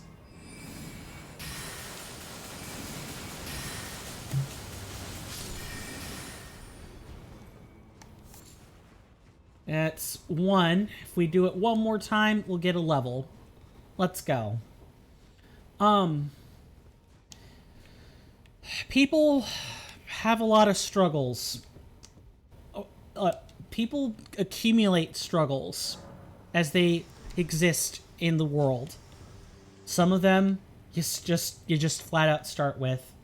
Others only come after a certain amount of time. If you're born and you do not have a struggle, you will soon get one. Just from making decisions in your life.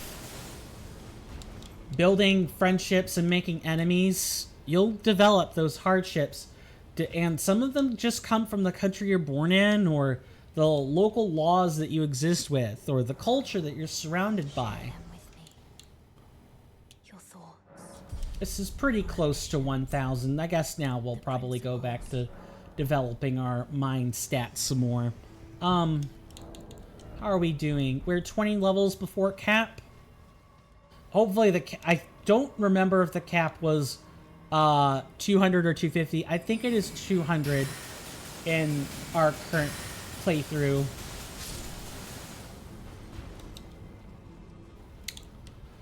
But getting back to our previous topic of conversation, there are hardships and struggles everywhere. You don't even have to look that far to find them. Hello. I know there's something over there.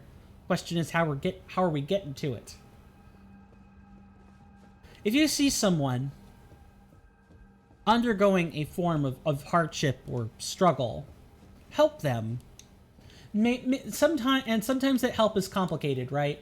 Sometimes it looks better if you just leave, if you do nothing, right? But there's always something you can do. You can always tell someone about the struggle, and maybe they know what best to do. Do something, even if that something is just talk. And be a good listener. Be a really good listener for people like that, who struggle from the curses of just existing, the curses of ne'er-do-wells and people that don't want people who don't want others to be alive, the curses of society. Help them. Be an advocate for them. Maybe you don't need to be an advocate for every person who shares the same struggle ever. You could go overboard with that and you'll drive yourself insane trying to do it. No, what I mostly mean is just be an advocate for that person. And if enough people are doing that with people in their lives, if they become an advocate for individuals they care about, then soon that will cascade all on its own. It just takes time. Now, activism is also important in its own right, but leave that for bigger ticket issues. Leave that for like things that affect groups as a whole. If the struggle affects isolated cases or something like that, I won't say activism isn't good. It's good to raise awareness of an issue, but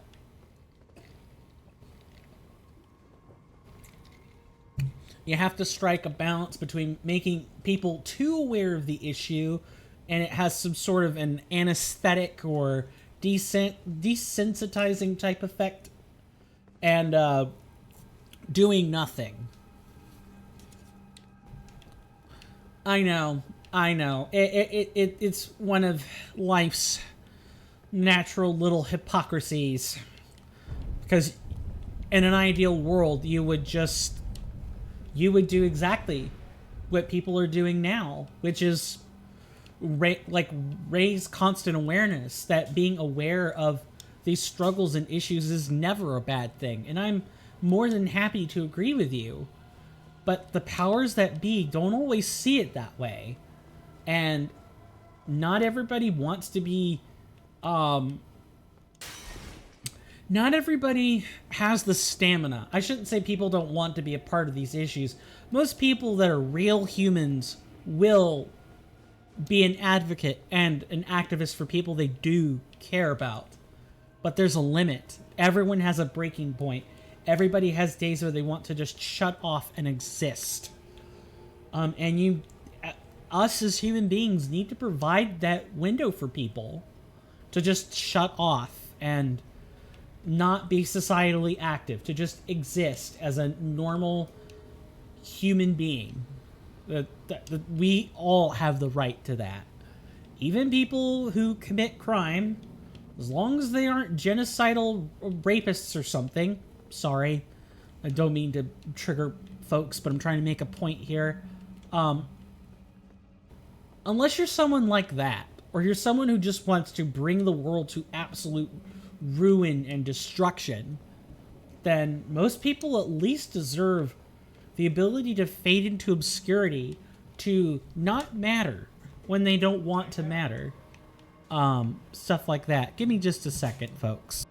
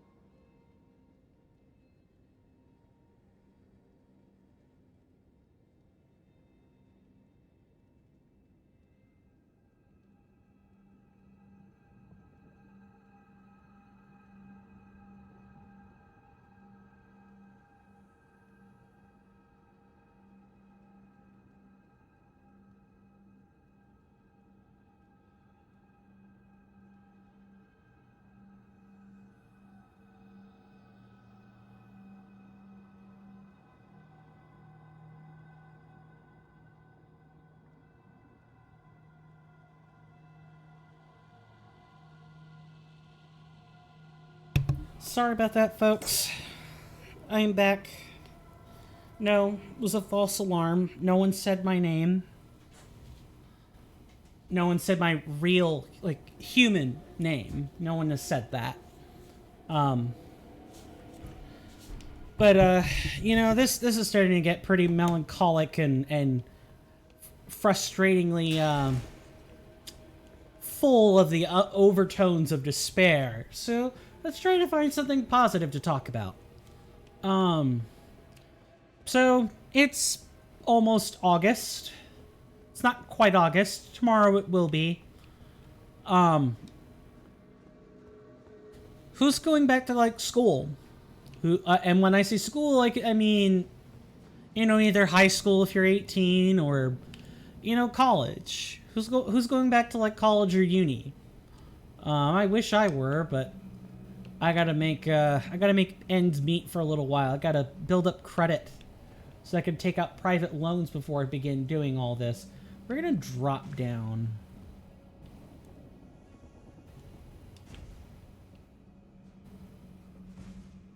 Really?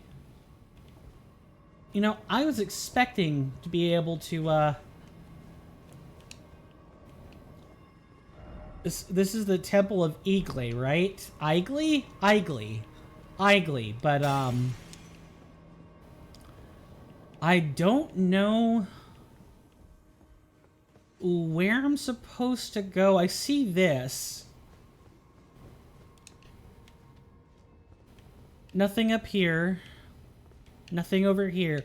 I know this is how we're supposed to get to the next point in Raya's little quest, but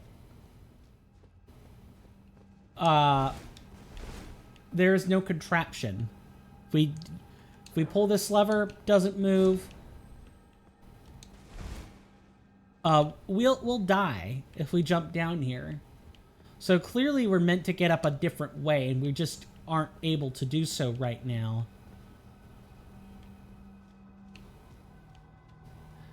I'm gonna look at the guide again, because I did look up where we were supposed to go with this. And I'm missing the pathway somehow. I know that this is the spot we're supposed to go for it, but the photos aren't super clear on how to get there. Okay, so we're gonna pull up Le Google.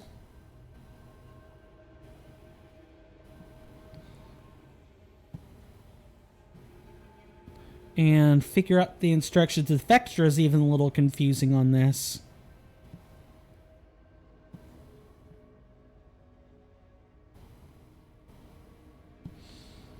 Touch its interior in a small room adjacent to a lava pit filled with cages and skulls just before a rope ladder.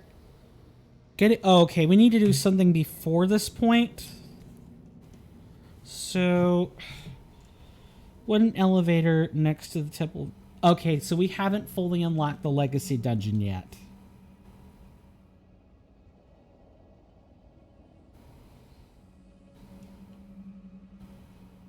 Up and go out through the door to reach the balcony. Okay, so the Volcano Manor is actually a legacy dungeon, which makes a lot of sense.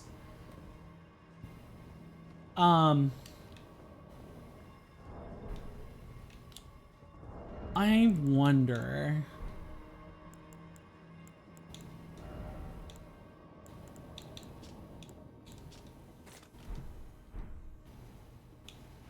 Okay, but we can't use it in the pouch anymore. Just really interesting. So they're not, the spirit summons are not viable pouch items anymore? Which is okay, I guess. It's certainly a design decision, if nothing else. Let's, so we actually have to head up. We have to go out to the balcony. Might have to take an extra break so I could go to the bathroom. Because my bladder is really letting me have it right now. Sorry, I know, a little bit too much information, but I'm trying to, like, say something. Just, like, keep talking. Oh, I'm stupid. You just make this jump. Holy Lord.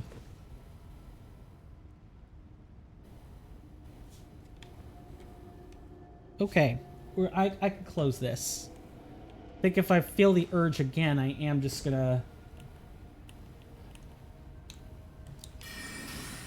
I am absolutely just going to have to take a smaller break. And if I have to play an ad for it, then I am not going to, Hello, can we at least jump this? Yeah, it looks like we can make the jump.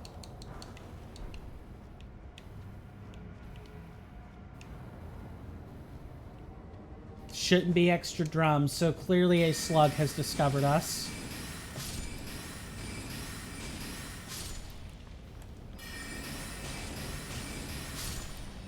This is a long way to go to find your answers, Raya. I will say that.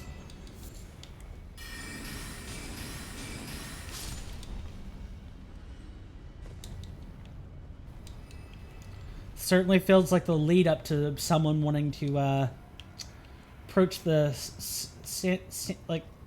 San Francisco Bridge and render themselves newsworthy. Okay, can't take it anymore, so I'm gonna have to take a smaller break. I've hidden in a nice little alcove here, so we should be safe.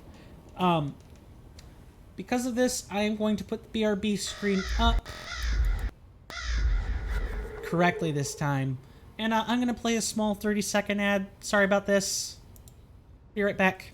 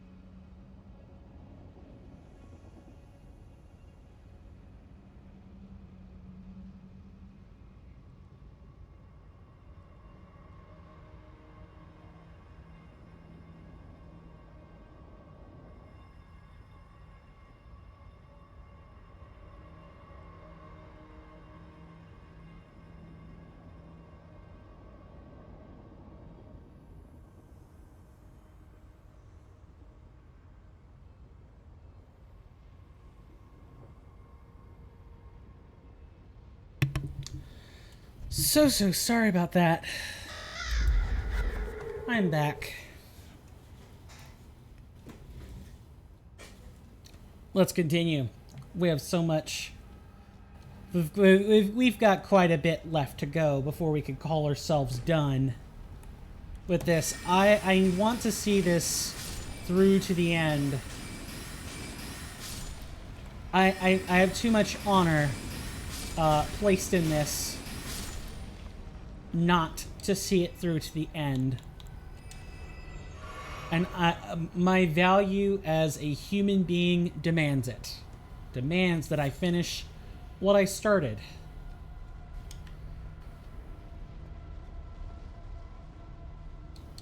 What? I'm sorry, what? Okay, I was about to say. Now, we have jump we gotta make. Well, really, it's more like a fall.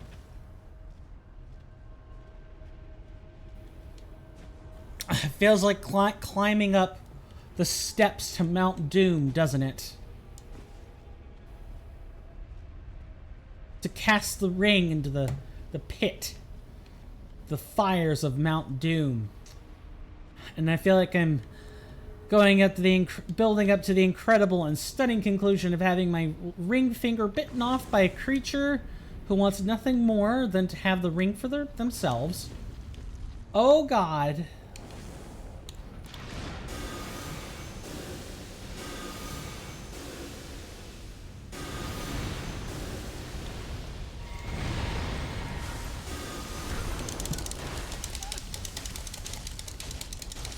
I'm dead. Let the little bit of extra disturbing visuals sink in. The icon, the Virgin had a bit like arms and a baby being cradled around its neck. Just gross.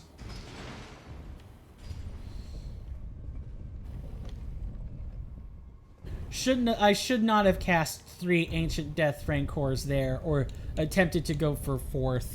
I think I was only casting 3 there. Alright. Let's do this again and do it right this time.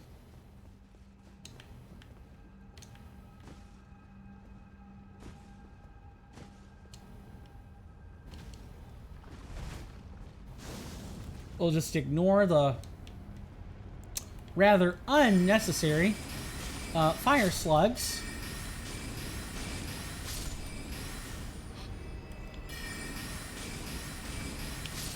And I'm glad I noticed there were 4 this time.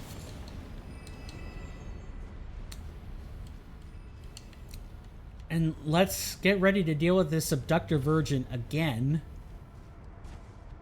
What did this thing do? Like steal babies? Why does it have a baby motif around its neck? That's what I'm supremely interested in.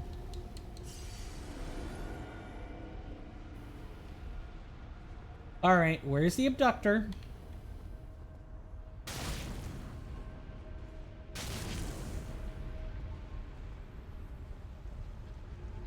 There it is.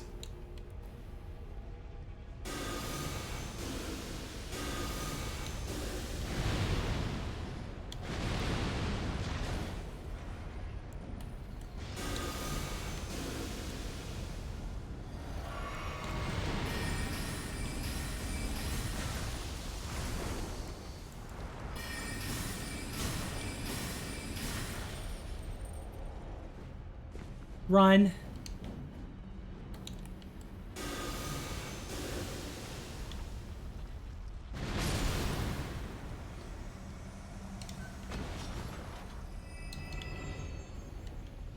Revenge. Sweet revenge. That adds an added extra layer of horror, by the way. Just knowing that there's a baby there. I didn't even notice the design. I did not notice the designs that much. Why? Why did... From his, like, this obsession with babies. We had it in Dark Souls 3, too, with, the whole thing about Ocelot.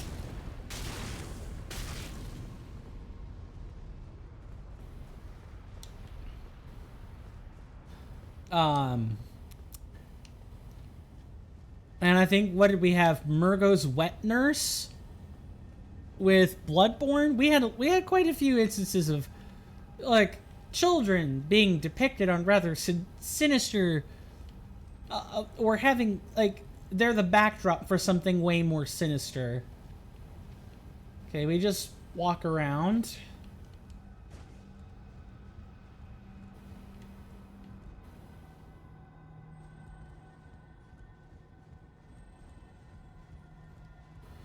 Can we open this?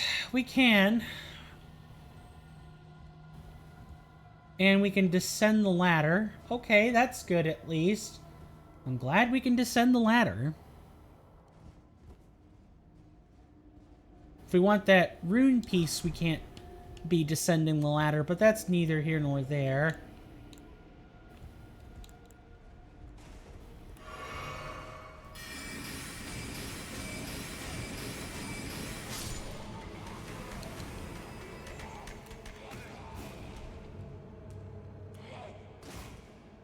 Come on.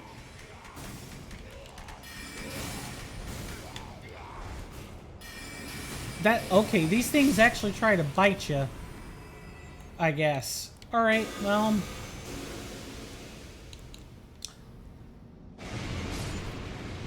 Don't say I didn't warn you, Sir Albinoric.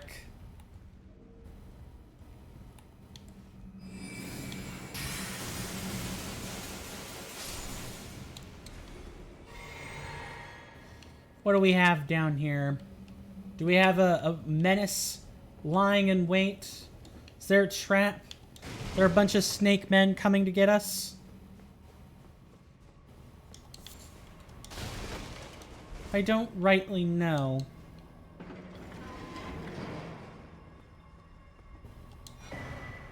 Missionary's Cookbook. It's cookbook number 6, so what does it contain?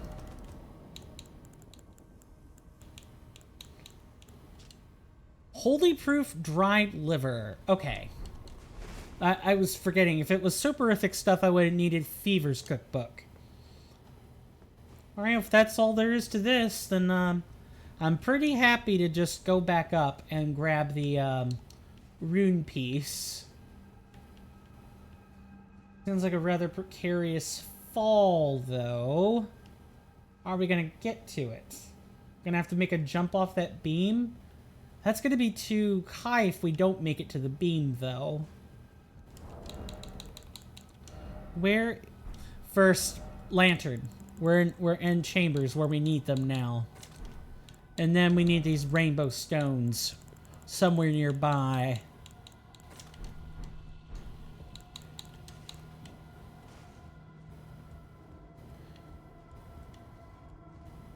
Alright, so it's like right here.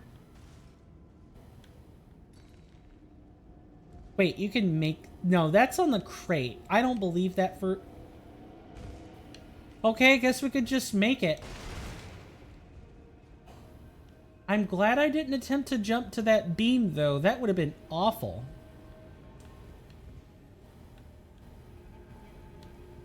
We can make this drop. And then we would have to deal with the Albinorics down there, but we already took care of them and then made this jump.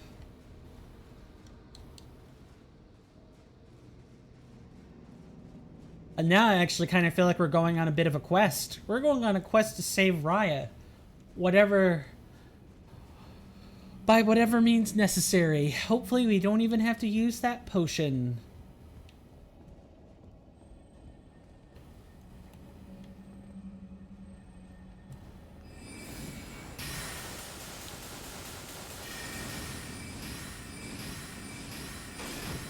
That buckler ain't gonna help you too much, bud.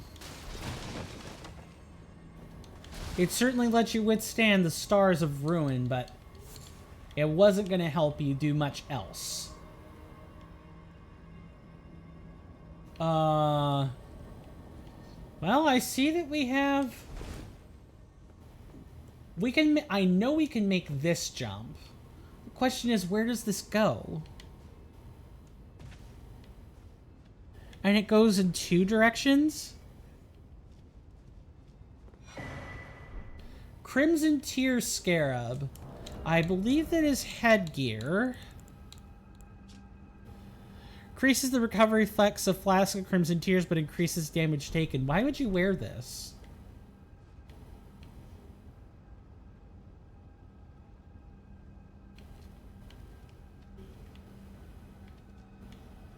Oh, I recognize where this is, kind of. It's back at that elevator. You can make this jump. And then we've got to make this other jump here. Those are some rather cruel rune pieces. Oh, okay, that one wasn't too bad. I shouldn't have said that. That one wasn't too bad. But that one around the that one beyond the lava pit is cruel. It is sadistically cruel. I like it.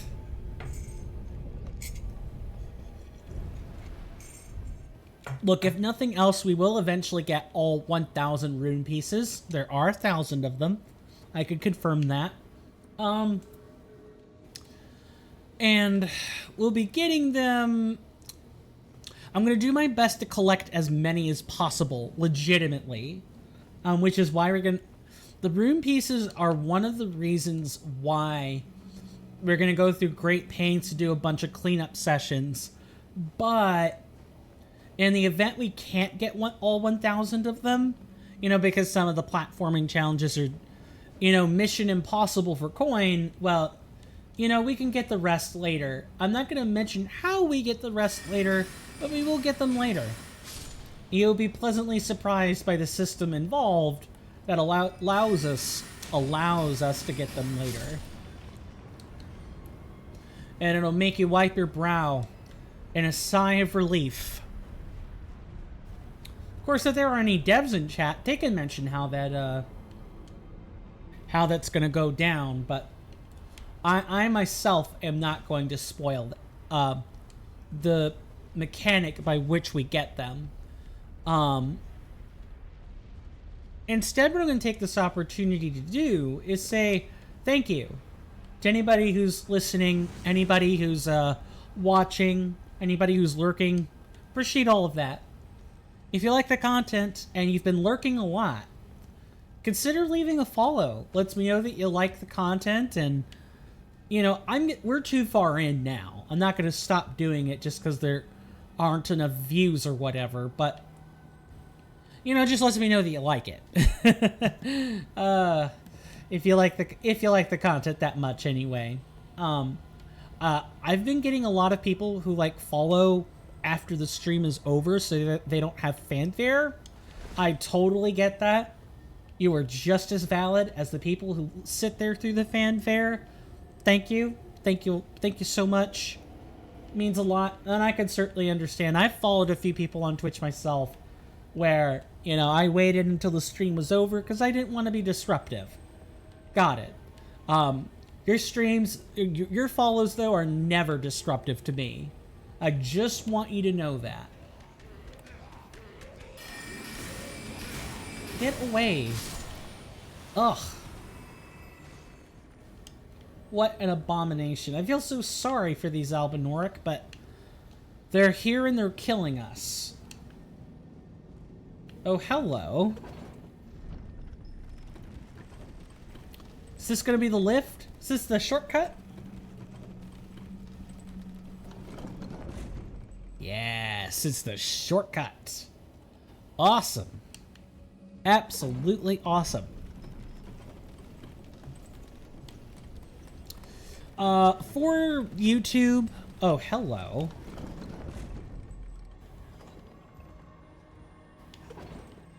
We're gonna be ready to, like...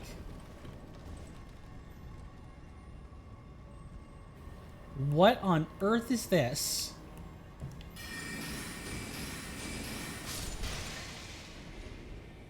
It's like a place to inter the wounded?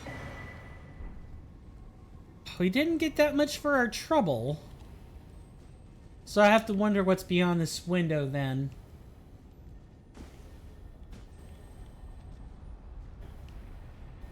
Any scarabs above us? No, not really. Ah, there's a scarab over here.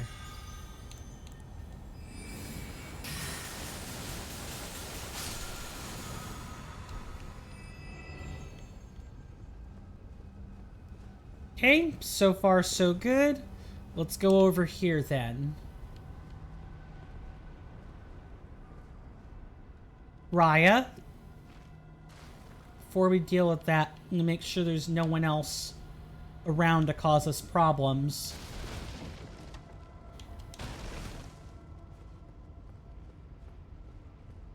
Alright, Raya, talk to us.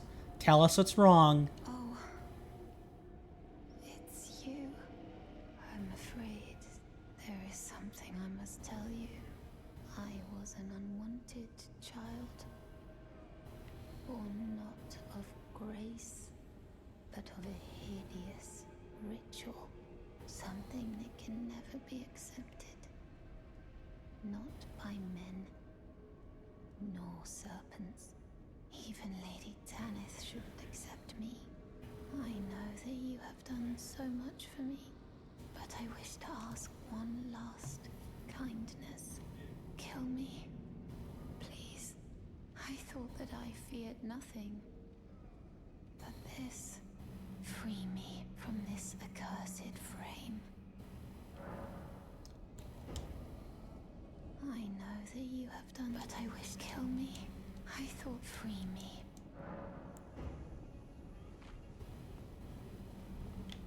I'm not gonna do this. You don't have to be ashamed, and you don't need to forget the tonic. You don't need to take this dumb tonic either. Okay, so now that we're here, I do need to, like, look at the next step, because we've gone quite a bit and we've talked to her.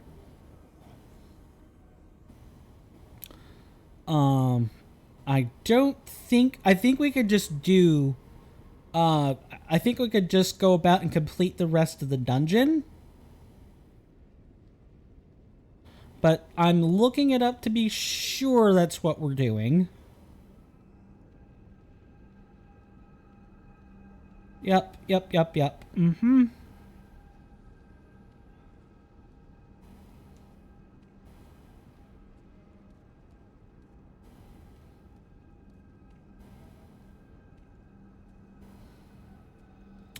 Okay, so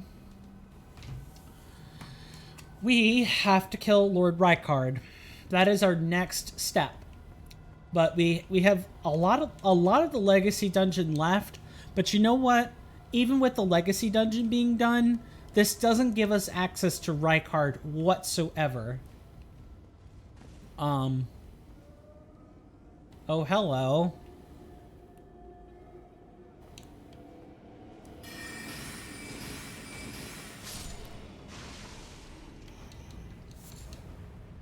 Oh, is that there are going to be more poisoned nobles?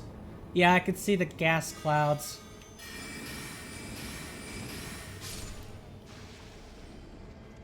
Good Lord, Rykard, what did you do?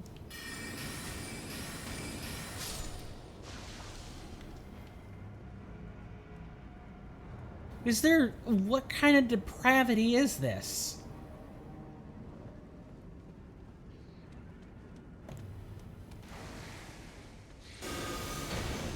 I don't think so. I'm not letting you get anywhere near me with that flaming sword. You could forget that.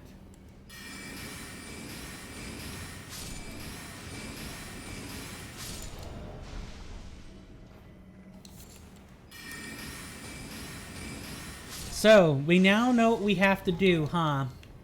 That's right. We gotta kill a person who doesn't... oh, God. I thought it was gonna fall. When you learn of your origins, it is something so repugnant and so vile, you wish you weren't born. Ugh. That's just... that's gross. George R.R. Martin, what were you thinking when you wrote this, huh? Were you trying to get people upset? Were you trying to make them cry? If so, it's almost working. I wish I were streaming with my face today, but I don't want you guys to see me in a simple t-shirt. That's for other streamers to do. You guys deserve better. You guys deserve an actual work uniform, and if I can't provide that to you, you shouldn't be seeing my face. It's that simple. But if my face were showing, I might have been fighting back tears when I first saw Raya say those words. When I first heard them for myself. It hurts. That hurts to hear. What on earth?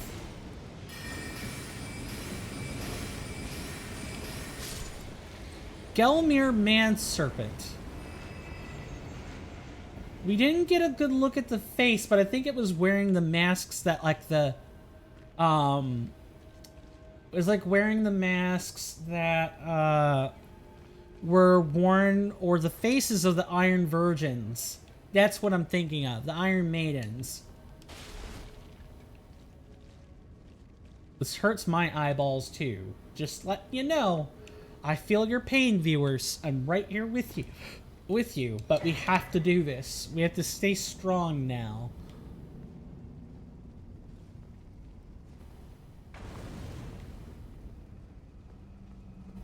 What's in here, though? Ah. Oh, all right then.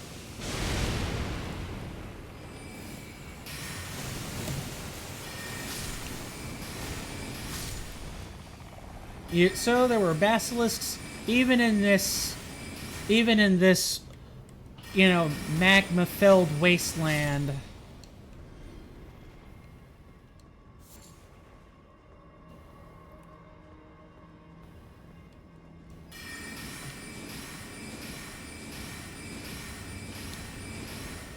Yeah, anyone with decent sensibilities is gonna feel like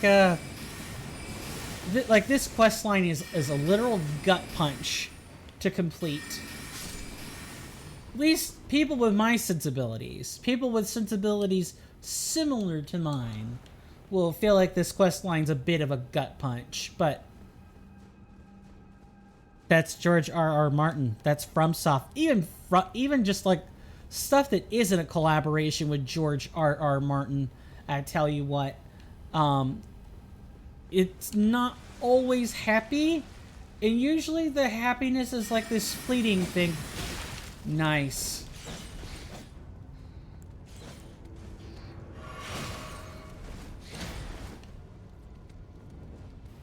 Get in here where there's like no hope of return.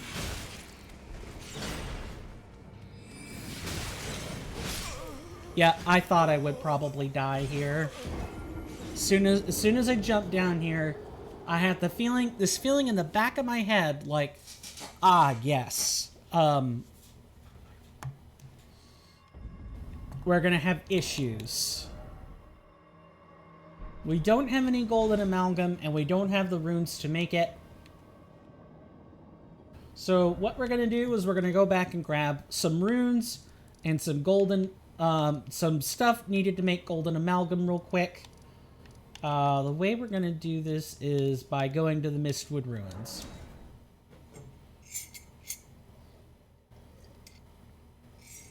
I hate doing this on camera, but we gotta be able to make rune arcs. It's just something that's gotta happen. And I think the best way to do that is to just take the break now before, before it becomes critical and we need the supplies. Granted, we still have 2 rune arcs, so it could have kept going, but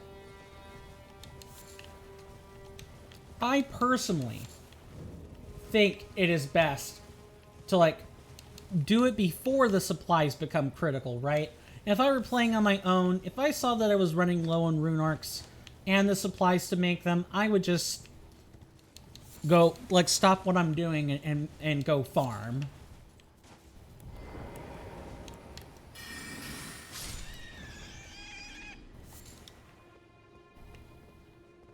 Hello, Rune Bear.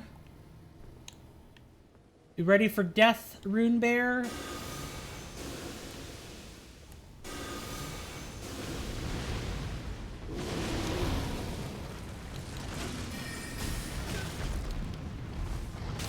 Nice.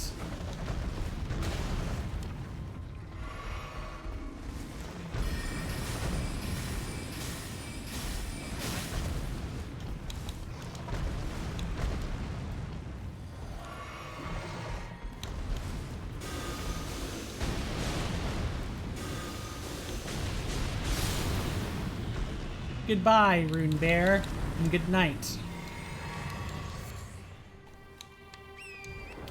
10 key runes gives us enough to make 10 of them. And every time we have to kill a Rune Bear, we'll get the ability to make 10 more, it seems.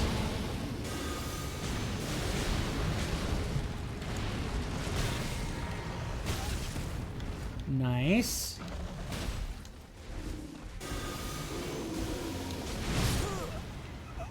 Oh. We just lost all the runes, which I think were like 50,000 or something. Even the Rune Bears are out to get us, it seems.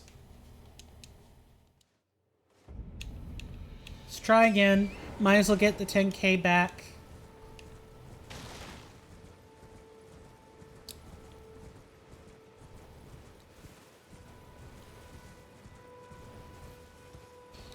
And at least we can pick up a few of the excrement, gold-tinged excrements on the way to doing this.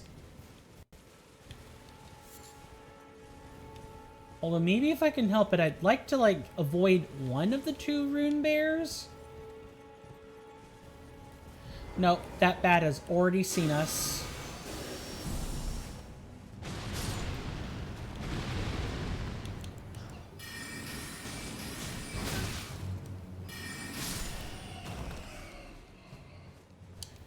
And I thought that Rune Bear was going to die pretty easily too, but I guess not. I guess not. Yeah, I hear you, Rune Bear.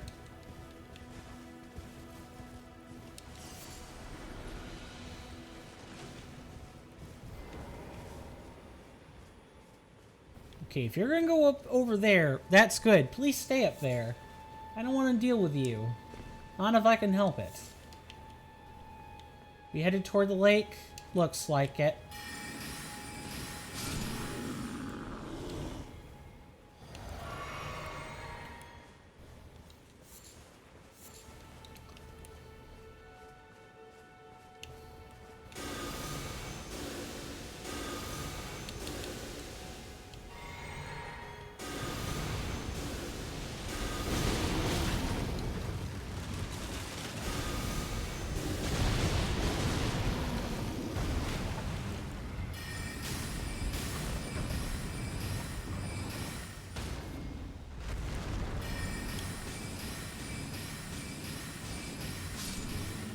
Thank you. All I wanted was gold fireflies. Was that such a hard thing to permit, Mr. Rune Bear? I guess Winnie the Pooh really does like his gold fireflies. At least today he does.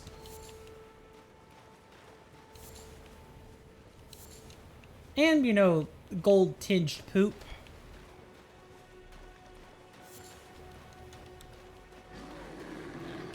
Hello, Sir Bear. You're gonna get involved too?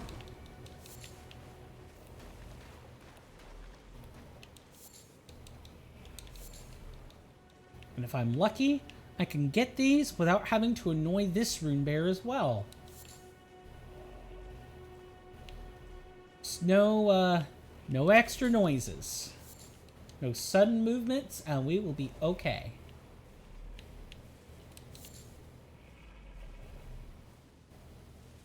Alright, let's get back here, get out of here, and get back to, where we were trying to go, which is going to be up here at the Temple of Iglay. Iglay, yeah. Iglay? Iglay? We all glay. For death. I'm joking. Alright, so I'll make the rune arc with the supplies we have. Then let's make some substances. Oh, I made I made it with the sanctuary stone, and I didn't need to do that. Unfortunate.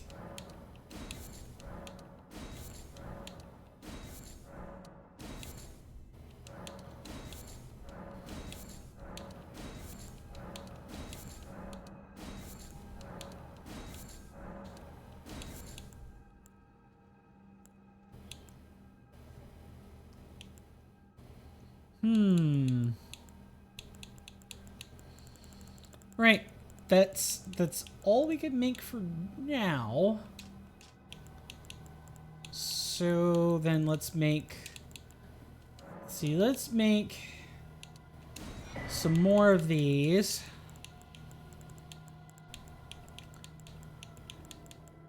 Then we have what, six aromatics, none worth making right now.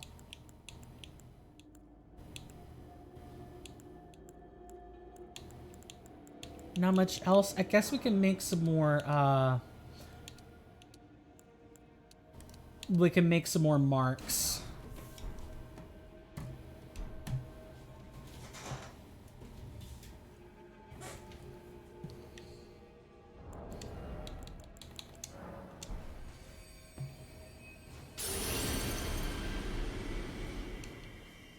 Let's get back to where we were.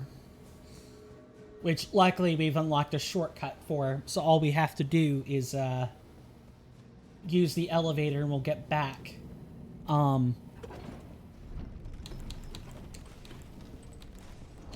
Also, don't need rainbow stones right this second, so they can come off the bar. Hello, sir. Thank you for your contribution to my bank. Now see yourself out.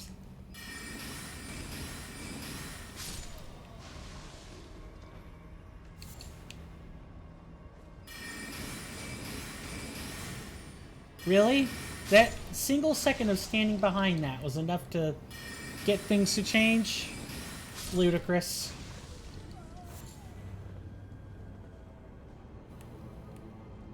What the hell is that?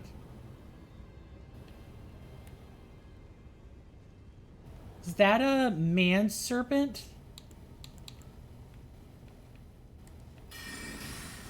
I think it is. I think that's a man serpent. Do we have any pots? No, but we can probably make them.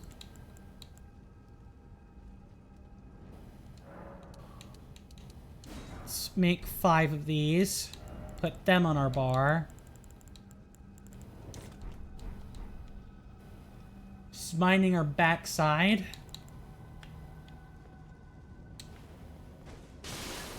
There we go. That's what I was looking for.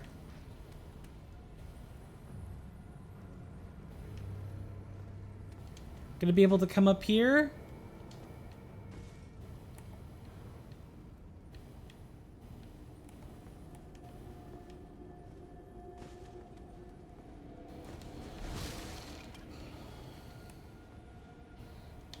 There we are.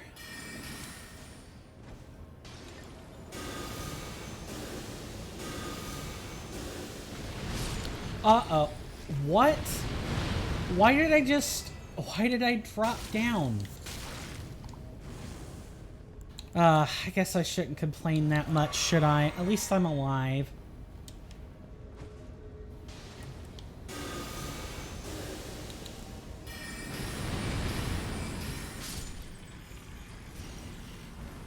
At least I'm alive. Now, I believe our way back up was through here. I know that you have done so much for me, but I wish to kill me. I thought free me. Nope, no tonic. Nothing at all.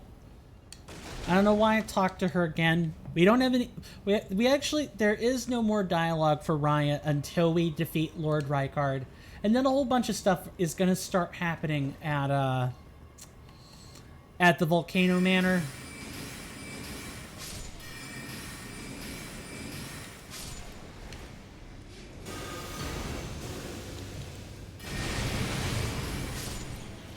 Don't even think about it. I killed your brethren already. Surely you must see that, continuing this madness is pure folly. But alas, that is not how Elden Ring works. The enemies are mad. They have no will of their own. The only people with wills... Hello. So that is a man-serpent's face.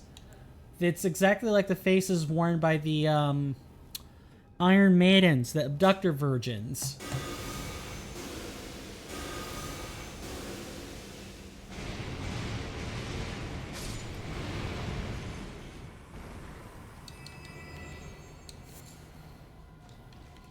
And that's why that contextualizes the candlestick as well, the magma whip candlestick, because that's what we saw them use, was whip that around a whole bunch.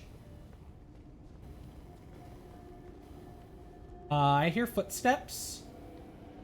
I do not know where from. We're gonna find out. Over here somewhere?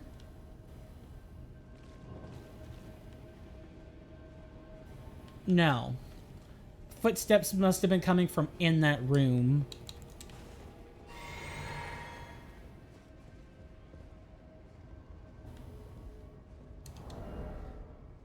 It still kind of stinks that there's no internal... There's no, like, FP regen between combats, but I think that's going to make a lot of purists happy.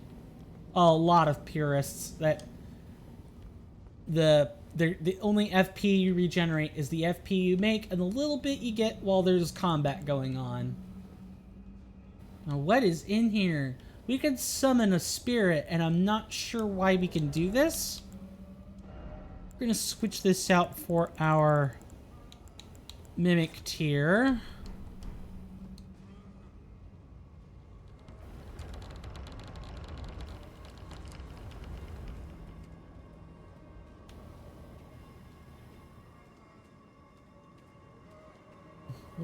So we have come across the man serpents and their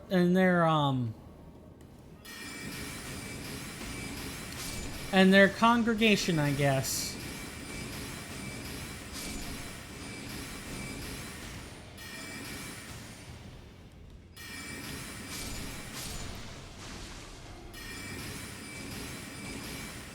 Wonder who the big toady up there is. A lot of this stuff I've actually never seen before. Man serpent ashes. Oh, I don't think so.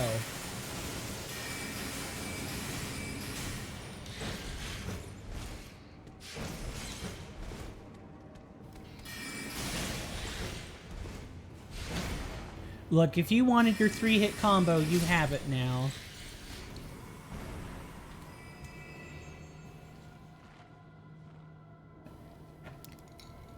He was all big and bulbous. They were all big and bulbous.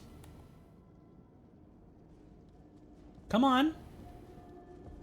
Right this way. Right this way. Any chance I can get to fight that thing alone, I'm gonna do it.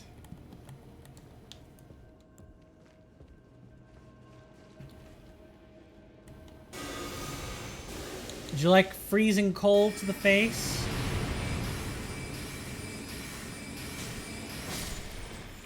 No? Maybe think about your approach next time. Alright, what about you? I'm gonna check and make sure there's no one above us.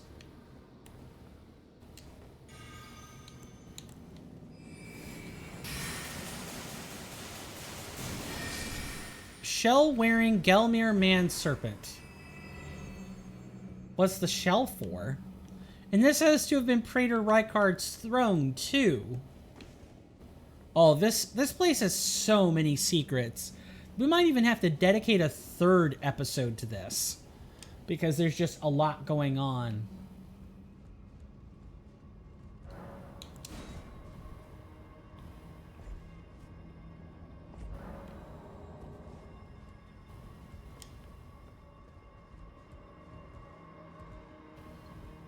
Oh, I don't like this. This is awful.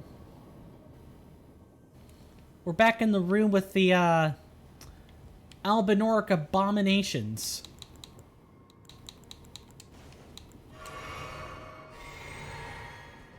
How the hell are you supposed to make your way to all this? Well, there's no going back now.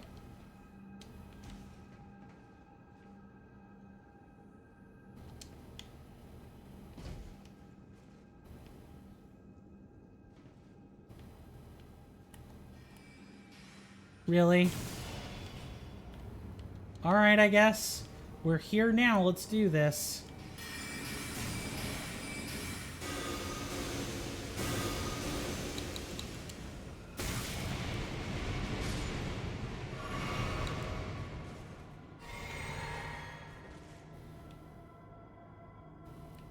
In fact, there's no way to even get across to this.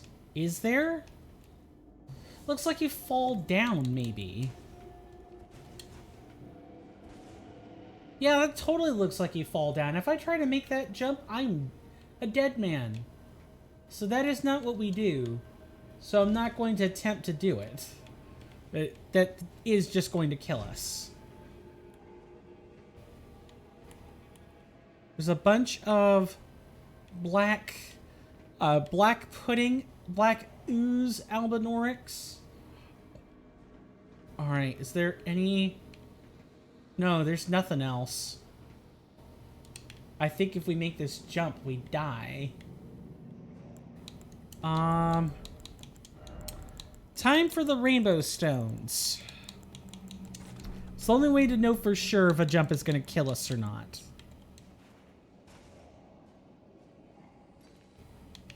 Okay, that kind of jump won't. What about this one? That one won't either. Let's try to aim for this cage, though.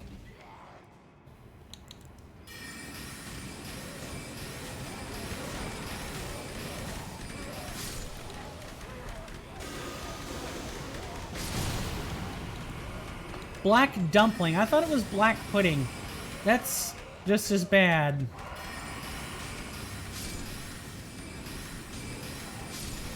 Know your peace, my fine friends.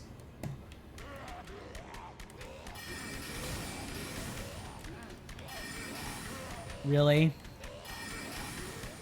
Come on, let me get a lock on. Thank you.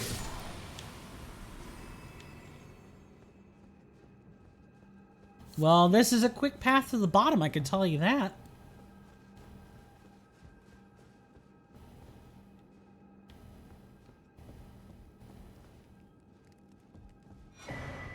Ash of War, Royal Knight's Resolve. We have 2 pictures of Praetor Rykard as well. One in his, like, full accoutrement. You get a better sense of the man as he was as a noble. And then you have this. I don't know what to make of this picture. Royal Knight's Resolve, eh? Usable on all melee armaments. Royal Knight's Resolve. Skill of the knights who once served the Elden Lord. Hold the flat of the armament to your face and pledge your resolve, greatly powering up your next attack. Ah. That doesn't sound very useful. Like, yeah, it buffs up your next attack, but by how much?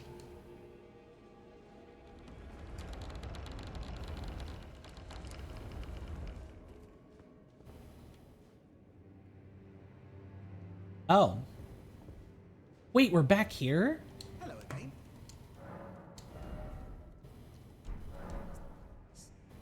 Stingy little beggar. Yes, Patches. Go screw yourself, man. Now, do you have anything more to say to us, Tanith? If you follow this, it cannot come. If you follow, it cannot come. Cannot come too soon. Right.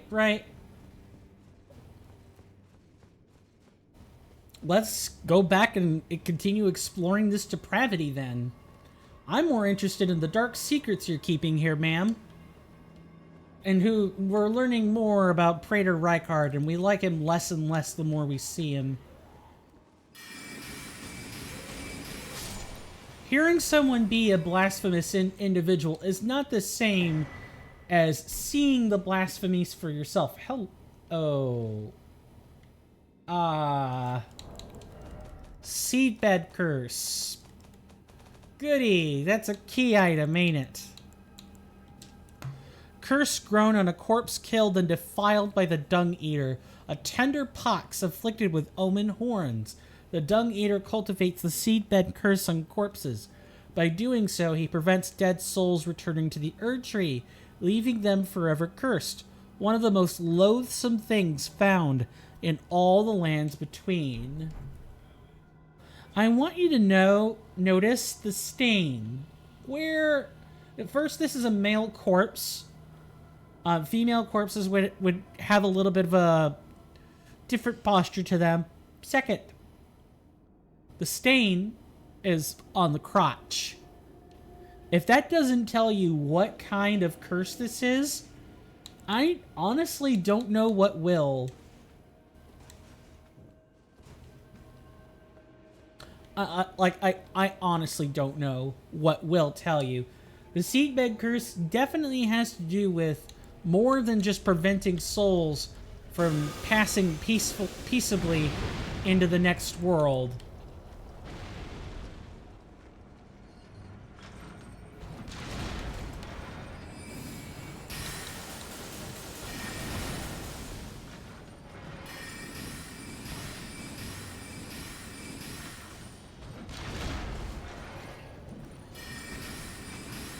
You gonna do anything more than just toss blades at us? Or are you one of the broken ones? Nah, here you come right now.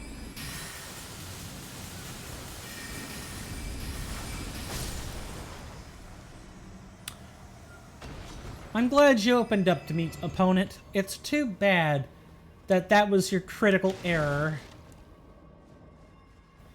Nah, it's just too bad, honestly. Alright, so now we're up here. We have this item. Somber. Not probably worth the text it's printed on, but okay. And another runic piece. I think we have multiple methods of getting through here. That can't be the other depravity. Please tell me there's more to this profane place than just... Here's a cage with Albinorics right out front where you can see them. And there's a seedbed curse clearly indicating that Dung Eater was at least had paid a visit. I think that's exactly where we're getting out of this. There's no way back to where we were except by taking a very, very, very long trip. Back. A very long trip back. Gotta go back to the Temple of Igley again. Igley. We all screamed for Igley.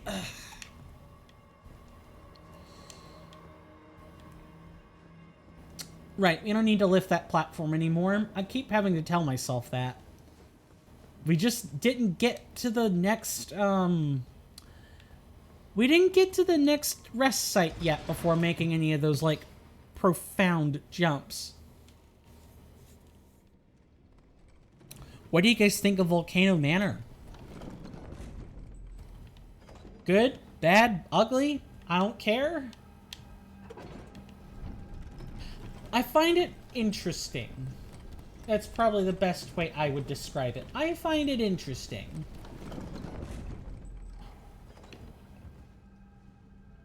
Will you come and learn about it? The stuff in here would change any man forever if he were seriously part of that world. Or woman. But I'm sort of speaking through my own perspective when I say that.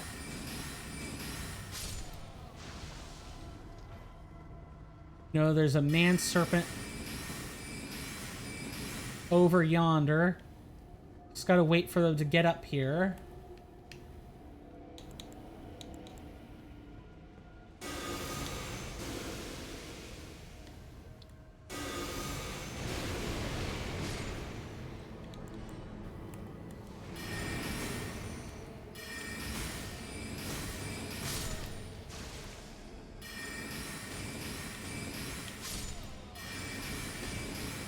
It's certainly not the same kinds of lava levels we have seen out of FromSoft. I'll say that.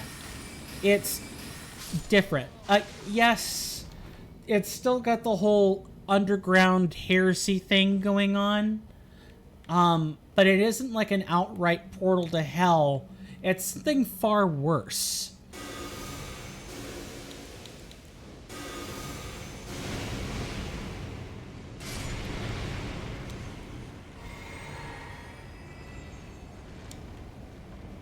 And I think there are a lot more implied events happening here. Then there is something specific. This is a little bit different. Like, yes, obviously we're in the Shard Bearer's home, but this isn't even our ticket to meeting him. We're just learning about everything he's done. Right? We're just learning about the past. That's the only thing this little trip has earned us. Is the past.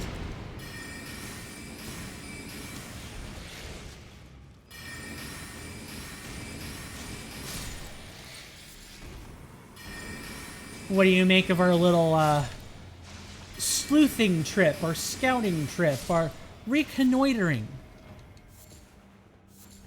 I like it. It's taken me a while to come around to Volcano Manor, but I do generally like the setting, the dungeon, the layout, and I didn't mean to do this.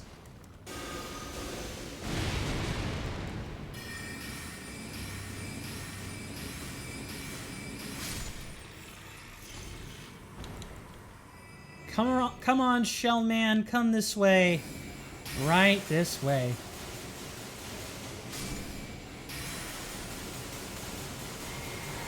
Ah, so the shell is another one of those. You wear it and magic damage is like almost instantly nullified. What about up here? We haven't gone up here yet.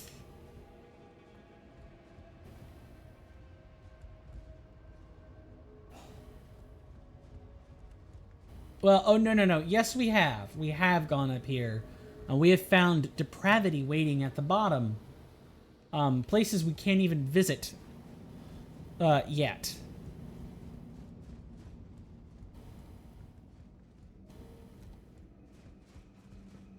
So now let's actually go this other way instead.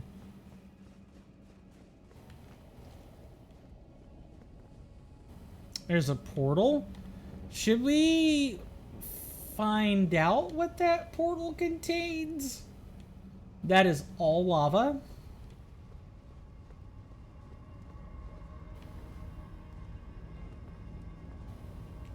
That is a solid patch of ground, but what do we get out of it? Whatever is underneath, I guess? I'm too curious. I need to know what this is.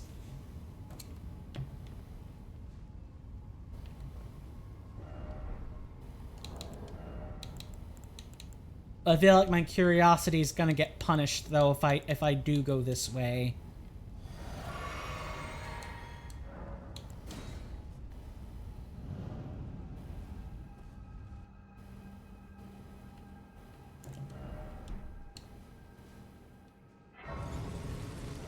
Where are we at? Audience pathway. Wait, I'm sorry, what? You can just go here? You can ignore Tanith? You don't even have to do it? Oh, no. I want to do this officially.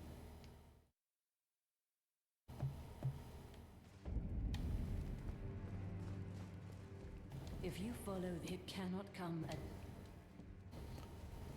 I like how, even though we have the potion, Tanith is like, I can see that you have chosen not to give it to her. That's cool. We're just gonna go back to business as usual. You're still alive. Yes, I am still alive, Bernal. We're gonna be coming back here for a long time. Because Juno is like the last one, right? We come up here There is Juno Hoslow, way over there. So now we have this. With the finger reader crone here. We've got all this up here. We've been through it. Let's begin going through let's begin going up through this section of the game, shall we? Lanedell. Let's go back to Lanedell.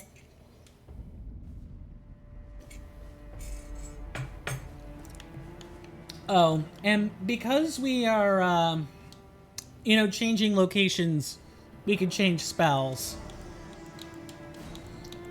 I mean, I still want to keep some, but I would like to change them.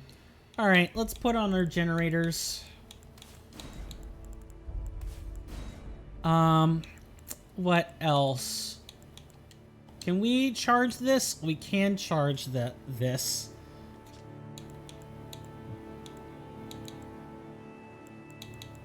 $348, $308. I think Shard Spiral helps with poise, if I'm not mistaken. Let's see. I guess we can go for Stars of Ruin. What next?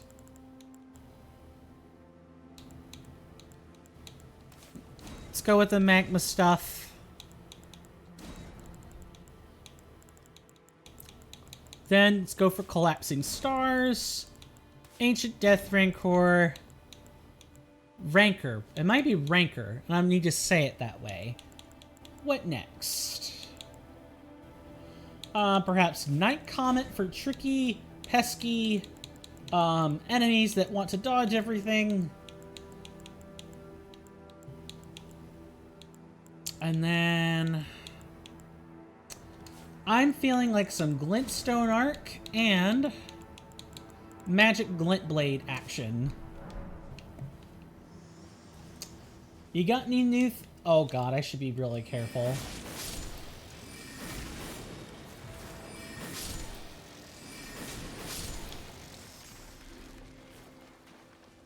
Do you know your crabs are infected with Death Blight? No? Okay then. Alright, mate. Want some more crab, do you?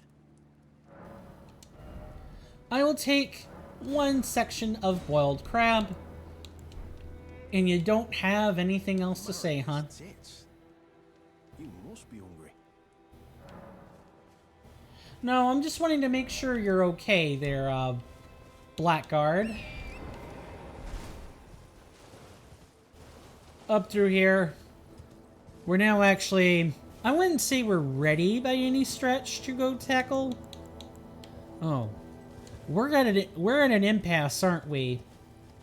We have to go through, Morgott to kill, to get to the Erd Tree, probably. It would make sense if that's what we had to do. But if we look at this pathway, we can clearly go right past. So I'm really curious now.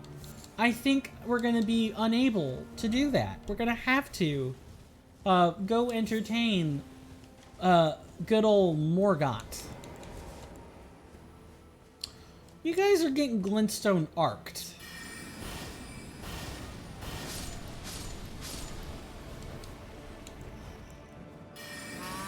No, don't. No horns, just you and me, fair and square. That's all I'm asking for.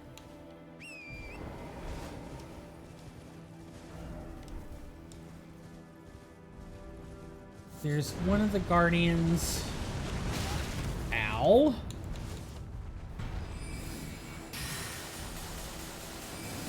Really? Alright then. It would be nice to lock onto their hands, but that might... I don't think that's necessary. It doesn't really change the fact that you want to be targeting these things at their feet anyway for different reasons. But it would be cool if you could lock onto their hands. It's the small stuff, right?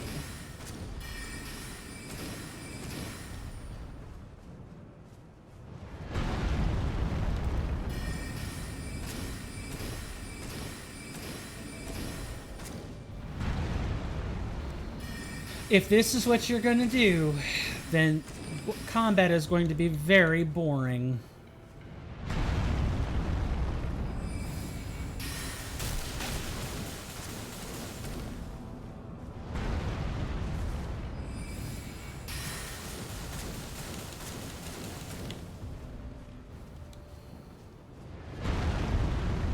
Very boring. So I have a question while we do this. Are there any enemies that you guys find particularly easy in a Soulsborne title? Like you just know what you're doing. Whether or not you've mastered the combat in dealing with them is kind of irrelevant.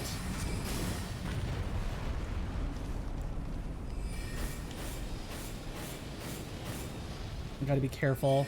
I want to be hitting these hands rather than that weak spot. We don't have a way to deal with the weak spot, actually. No nice weapon we could go stabby with. Is there another one off in the distance? Is there an archer? That's usually what likes to follow after one of the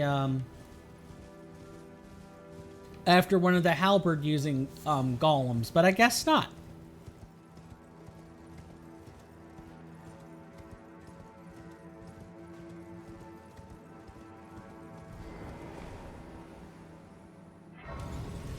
So we are here at the Capital Rampart. Now you guys are ready to see Lanedale proper. Lanedale, just like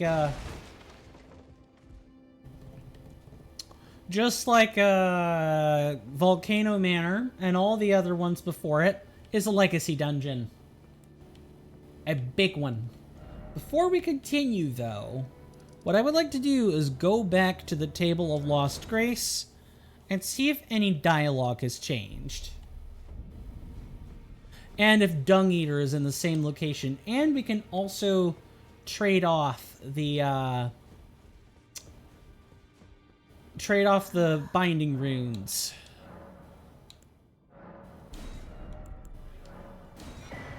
We have just 3 left to go.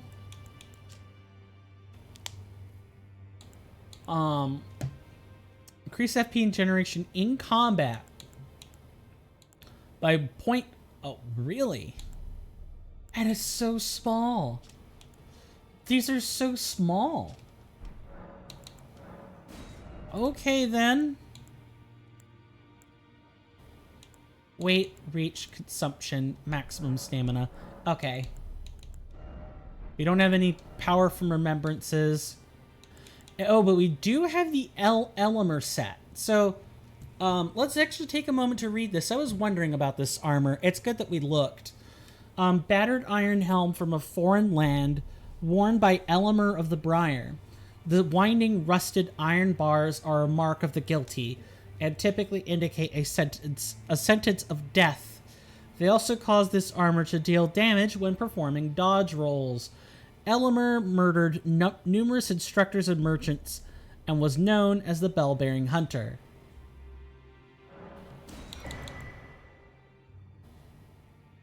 And I believe it's the same no matter which piece of text you're looking at.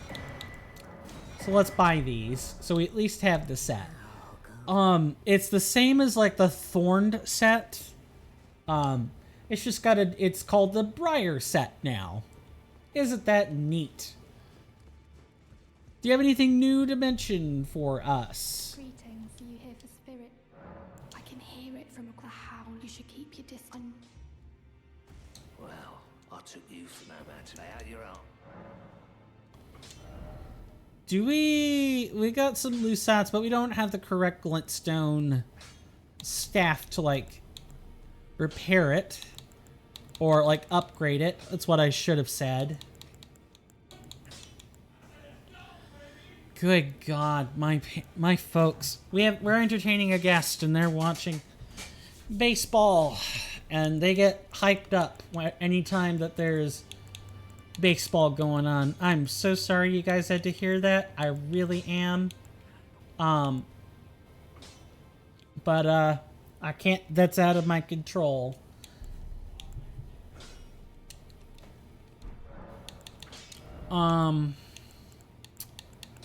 Where am I taking this? I guess we don't really have anything else to, like, concern ourselves with. I just wanted to check. We do need to check out Dung Eater, and if Gideon says something else, that's the other thing I need to look for. Gideon, do you say anything else? Let's talk to you. Journey to the capital. The two fingers will. You may be out. Let's talk to you again about Rykard. He is a ruthless justiciar who commands a company of inquisitors. The Volcano, it was the stage of the most. Rykard has committed the grave sin of blasphemy, marking himself as an enemy never to be forgiven. And what about Morgott? It lies at the two fingers until we've That's all you're gonna say? And yeah, the whole two fingers not denying your passage any longer, huh? Do we have a bell bearing for you? We've got a couple. Anything for us to buy? No, not really. Not really. Alright, Dung Eater, what do you got to say? No. Wait. You have felt the curse. I can smell it on you. The box, yet tender. Apparently my seedbed is ripe and waiting. 'Twas a brief respite, I must say. Go and unshackle my corporeal flesh, trapped in the sewer jail below the capital. Sewer jail key.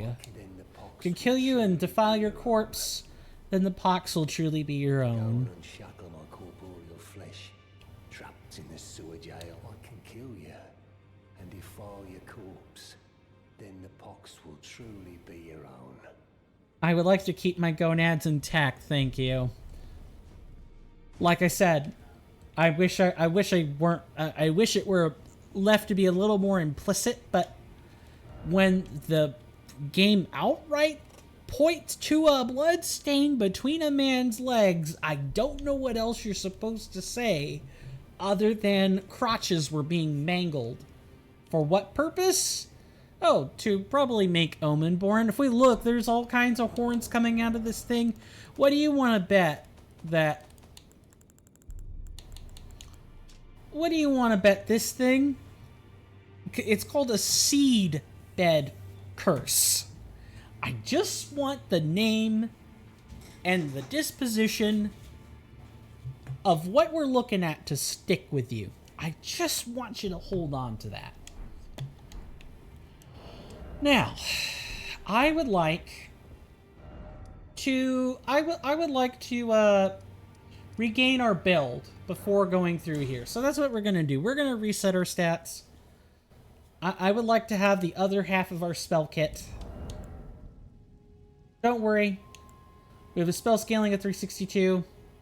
As long as we have 52 intelligence, and really, as long as we had the minimum intelligence to cast most of the spells, I think we'll be fine. Which appears to be 60. Might not be casting Comet Azure, but we certainly should be able to cast Stars of Ruin. What else? 65? Yeah, this will be another spell we can't cast.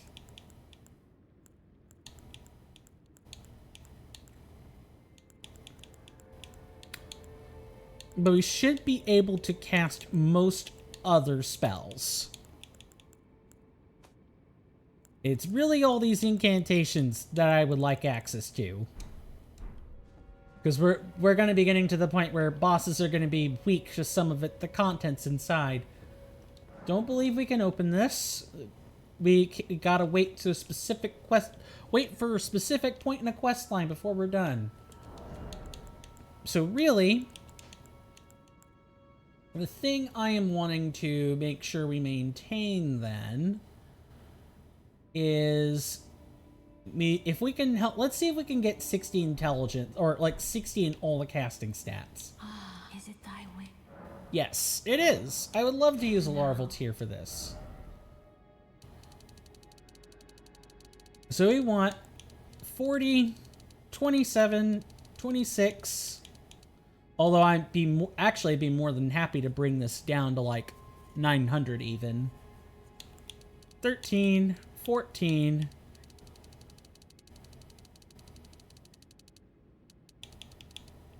See, 57 I think is enough to cast the actual, like, staff. Like, the actual spells on the staff. And then what about this? Okay. So something has to give. It's probably endurance. Or maybe even a point of mind. Or maybe even a point of vigor. I don't know. Let's see. What about 55? Nope. Not enough. Not enough. We're gonna lose a lot of spells. Cancel rebirth. Be not. I would. How much for the staff? 52. So 52. This is painful. I can't even switch builds because of how painful this is. I could switch out our... I might actually need to do this. Let's try this differently. And I might... I don't know. Let's just make the switches we need to make and go from there, shall we? I would like to break some of these runes. Yes, I know. We have additional items required. We can use the runes. Use all of them.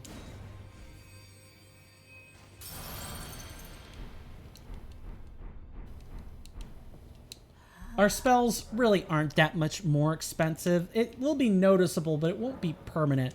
Alright. Let's get some arcane. We only have 5 of those. What next? A 42 vigor? Maybe mind? No. I would like to reach better stat requirements. That'll have to be good enough.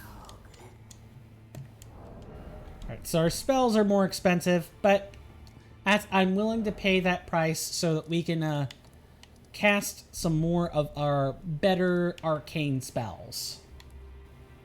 Alright. Renala, let's have you actually do your thing.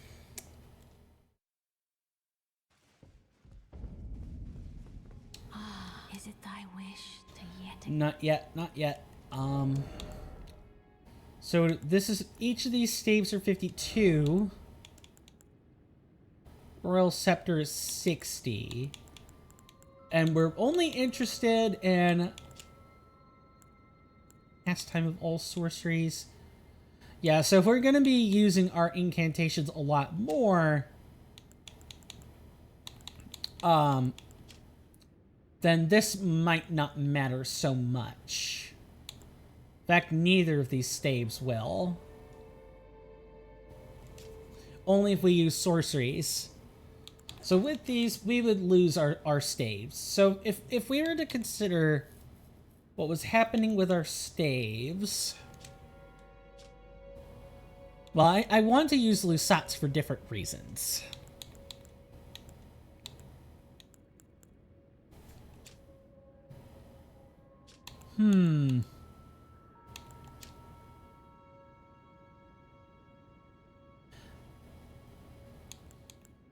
I'm trying to, like, think.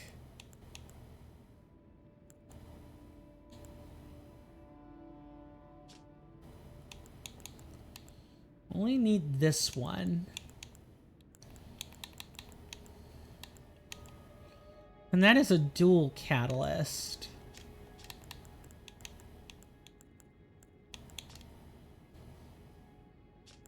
I am unsure.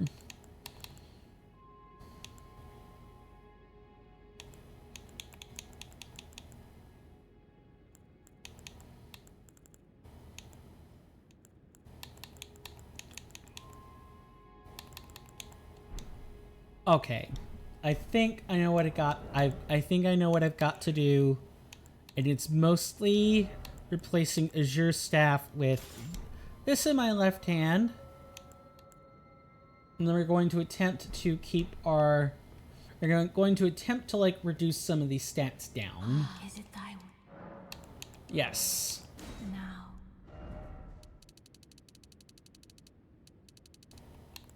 Mind I want left alone. Endurance can probably go to like 900. I think ultimately it's going to end up being the same thing, but I am worried about that equip load. You can't have it all. That's what new game pluses are for.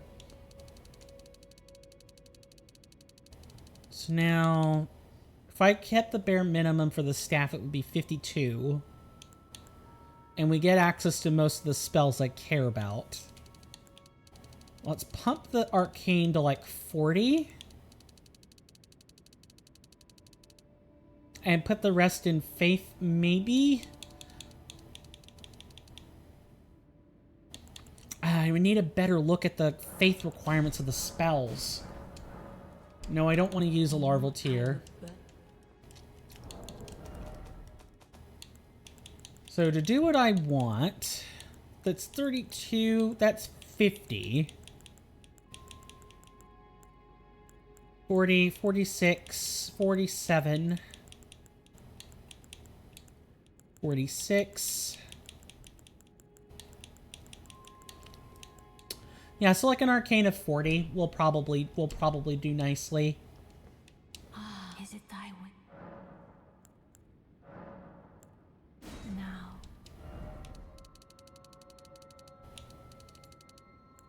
27.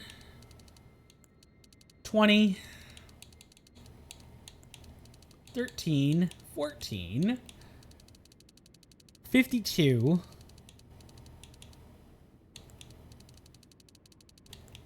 We want 40 here. And the rest goes in...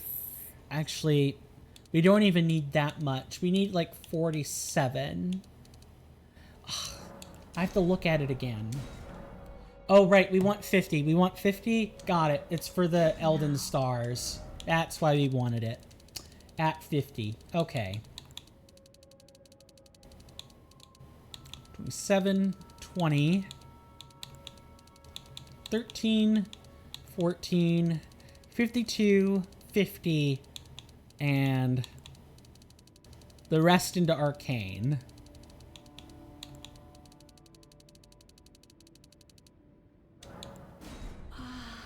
My fan.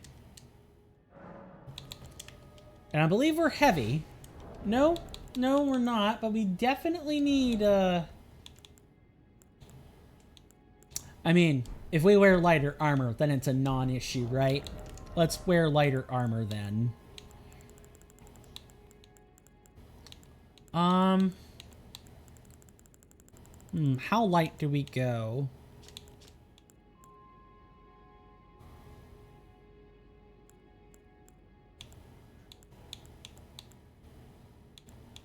I'd say about this light. Let's try wearing the Briard set for a little while.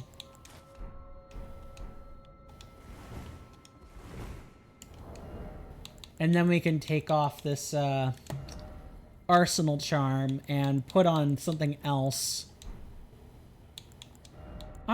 Maybe the other? Yeah, the other one. The Faithful's Canvas Talisman. And then we can adjust our spells accordingly. Alright. I'm pretty happy with this. We have 283, 298. And we have the ability to use anything. And then we could put the remaining points, we're at level 179, we have 21 levels to go. We can attempt to get our stats back up to where they were. We actually have even more. We have even more stats because of the runes we're using. So then we'll get our arcane up to 52. Maybe. No, I'm actually feeling okay. Let's stick with... You're watching the delusional ravings of a madman trying to, like, make his stats work. and trying to get the build he so desperately wants. Like, there's a world of difference between scaling of like 378 or 380 something and like 290 something. You wouldn't think there's a difference, but there is. It's a huge difference. Holy Star, Honed Bolt, Scarlet Papillon, and then we have to figure out what we're doing for incantations as well as like sorceries. Let's use the sorceries first. I know I want... Actually, we now have to change what we're doing because we're probably picking Warlock. So I would like this status. I would like to not feel like I'm choking for 500, Alex.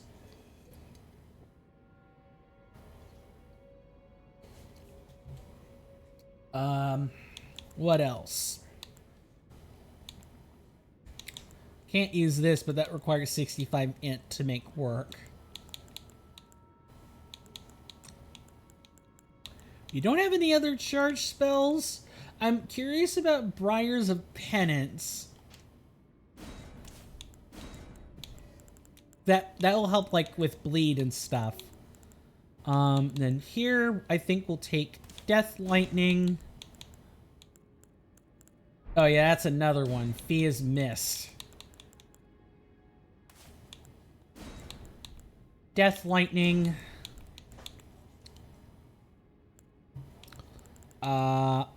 Frenzied Burst. Exyke's Decay. We have Freezing. See, we have Freezing, Bleeding, Death, Madness, Rot, Poison. The only thing we don't have is Sleep. So we're just gonna grab a good breath. Good breath weapon to use. Or, no, I'm forgetting. We need, let's replace the Carrion Slicer with the Golden Star. Golden Star, Honed Bolt, Scarlet Papillon, and I guess the last one needs to be a fire spell of some kind. Technically, the Madness spells inflict fire damage. We don't have room for any of the improved Magma Breath or improved Dragon Breath, so... And we don't have room for Erdtree's Blessing either. Goodness. That's our stat build, alright. Let me look.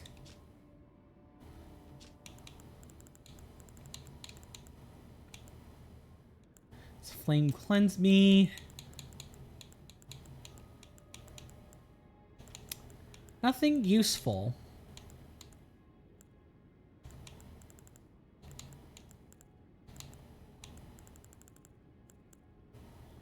Lowers FP cost, increases passive FP regen. You don't really... I don't know.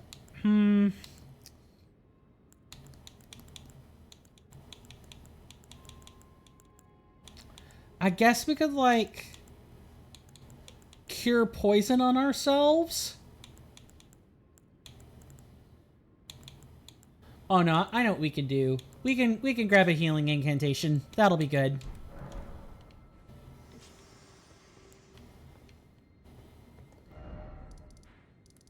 Alright, so let's park ourselves right here at the Capital Rampart. Actually, before that, we should go talk to Blackguard again, and then park ourselves at the Rampart.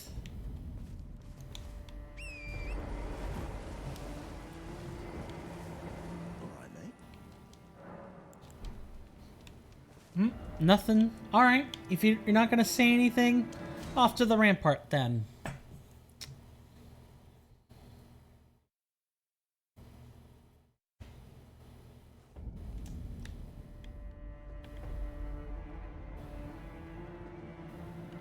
How does this spell work? What is this?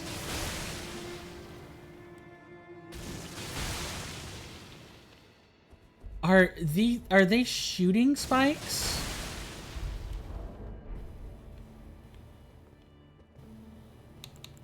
I don't know. Let's try near a wall. Yeah, I think these shoot spikes. Do these actually, like, cost HP to cast? I don't feel like this one does. For some strange reason. Because I know if we, cast the other spell, I think it does take health. Let's see.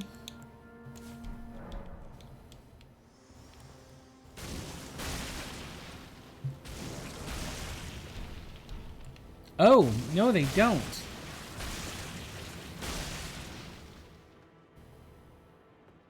That's really interesting. Oh, let's put this back on and try and see if we can repeatedly cast it. Okay, and we could cast up to 3 in a row. This Briars of Penance, by the way, I believe is a custom spell. It is a spell exclusive to ERR. You will not find it anywhere else. Source can be cast repeatedly. Yep. All that fun stuff. No HP requirement whatsoever. Really cool. Can we not cast this? Do we not have the stats to cast this? Or do we need to swap hands to make this happen? If we gotta swap hands to make it happen, I'm gonna be really concerned.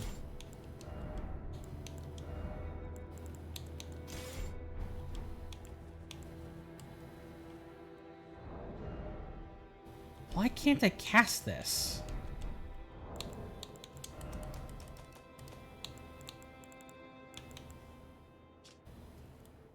Charging extends duration of storm. And that's not really it either. What is preventing me from being able to cast this spell? Do I not have the right catalyst on or something? Or, oh, you know what it might be? It might be that Death Lightning isn't exceptionally expensive. Let's take a look at this. $590. Oh, that would make sense. We spent FP doing tests to make sure we understood how the blood spells worked. And not much more than that. Alright, let's try this now.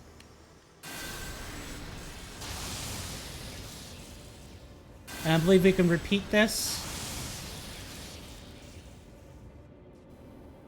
Or not. What I will probably want, then, is to have these on my right hand. Yeah, I actually totally forgot about this setup. I want something specific in my left hand. And that specific something is a sword. You guys remember the sword, don't you? I sure hope you do anyway. Because this sword is crucial if we want to be a warlock. I kid you not. And it is the sword of night and flame. This thing is super useful for being able to drain status. Like if I go back and reset this, we should be building up less Death Blight this time.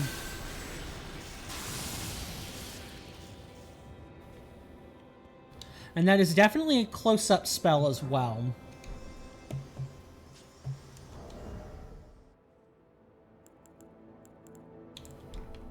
Well, since we don't always have charged spells, I actually think it would be better if we like drained and actually because of the number of types of status effects we're using, it might even be better if we just like I have a bigger amount of tolerance for each status.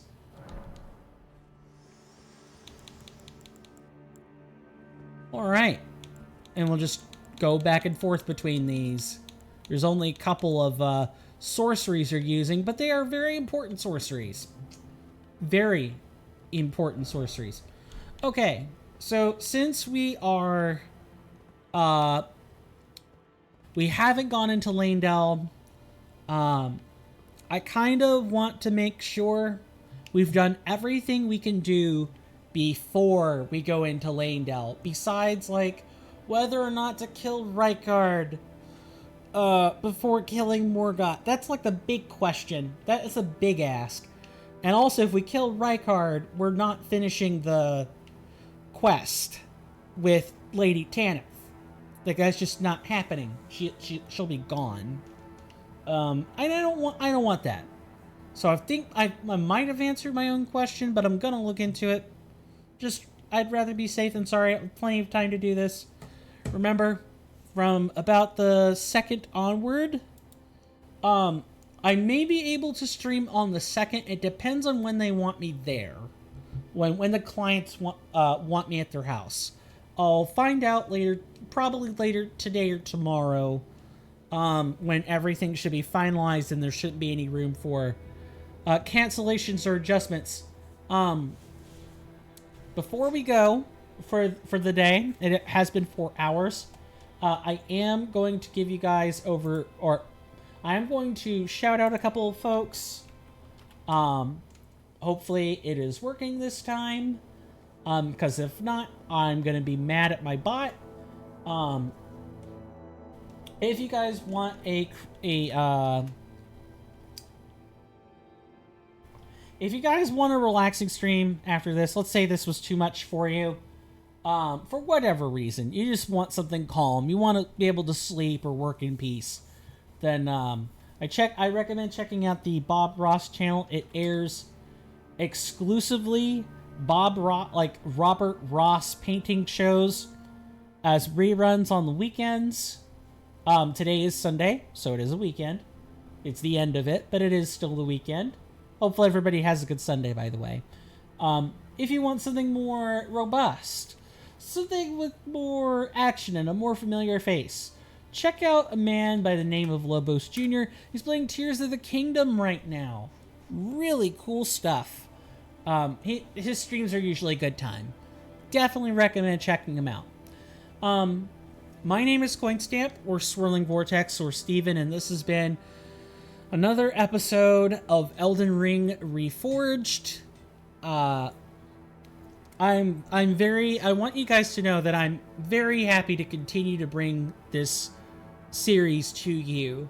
I have not gotten tired of it. I don't want to play something else, except on the days we're streaming something else. I'm fairly happy with this. I'm glad there's updates. It's not a stagnant mod that stops at like X number of updates and that's it. I mean, it will eventually, but only when a new game has hit the horizon and Kernifer has seen fit to go somewhere else. I'm very happy that ERR is very much alive and well, and I really do sincerely want to continue to bring this content to you, along with the chocolate playthrough of Mass Effect 1 and the Sealed Palace or other stuff I deign to do on Tuesdays. But you guys are welcome in my hallowed halls anytime. The world's dangerous out there, so stay safe. And with that, I will see you guys later. Take care of yourselves, and bye-bye.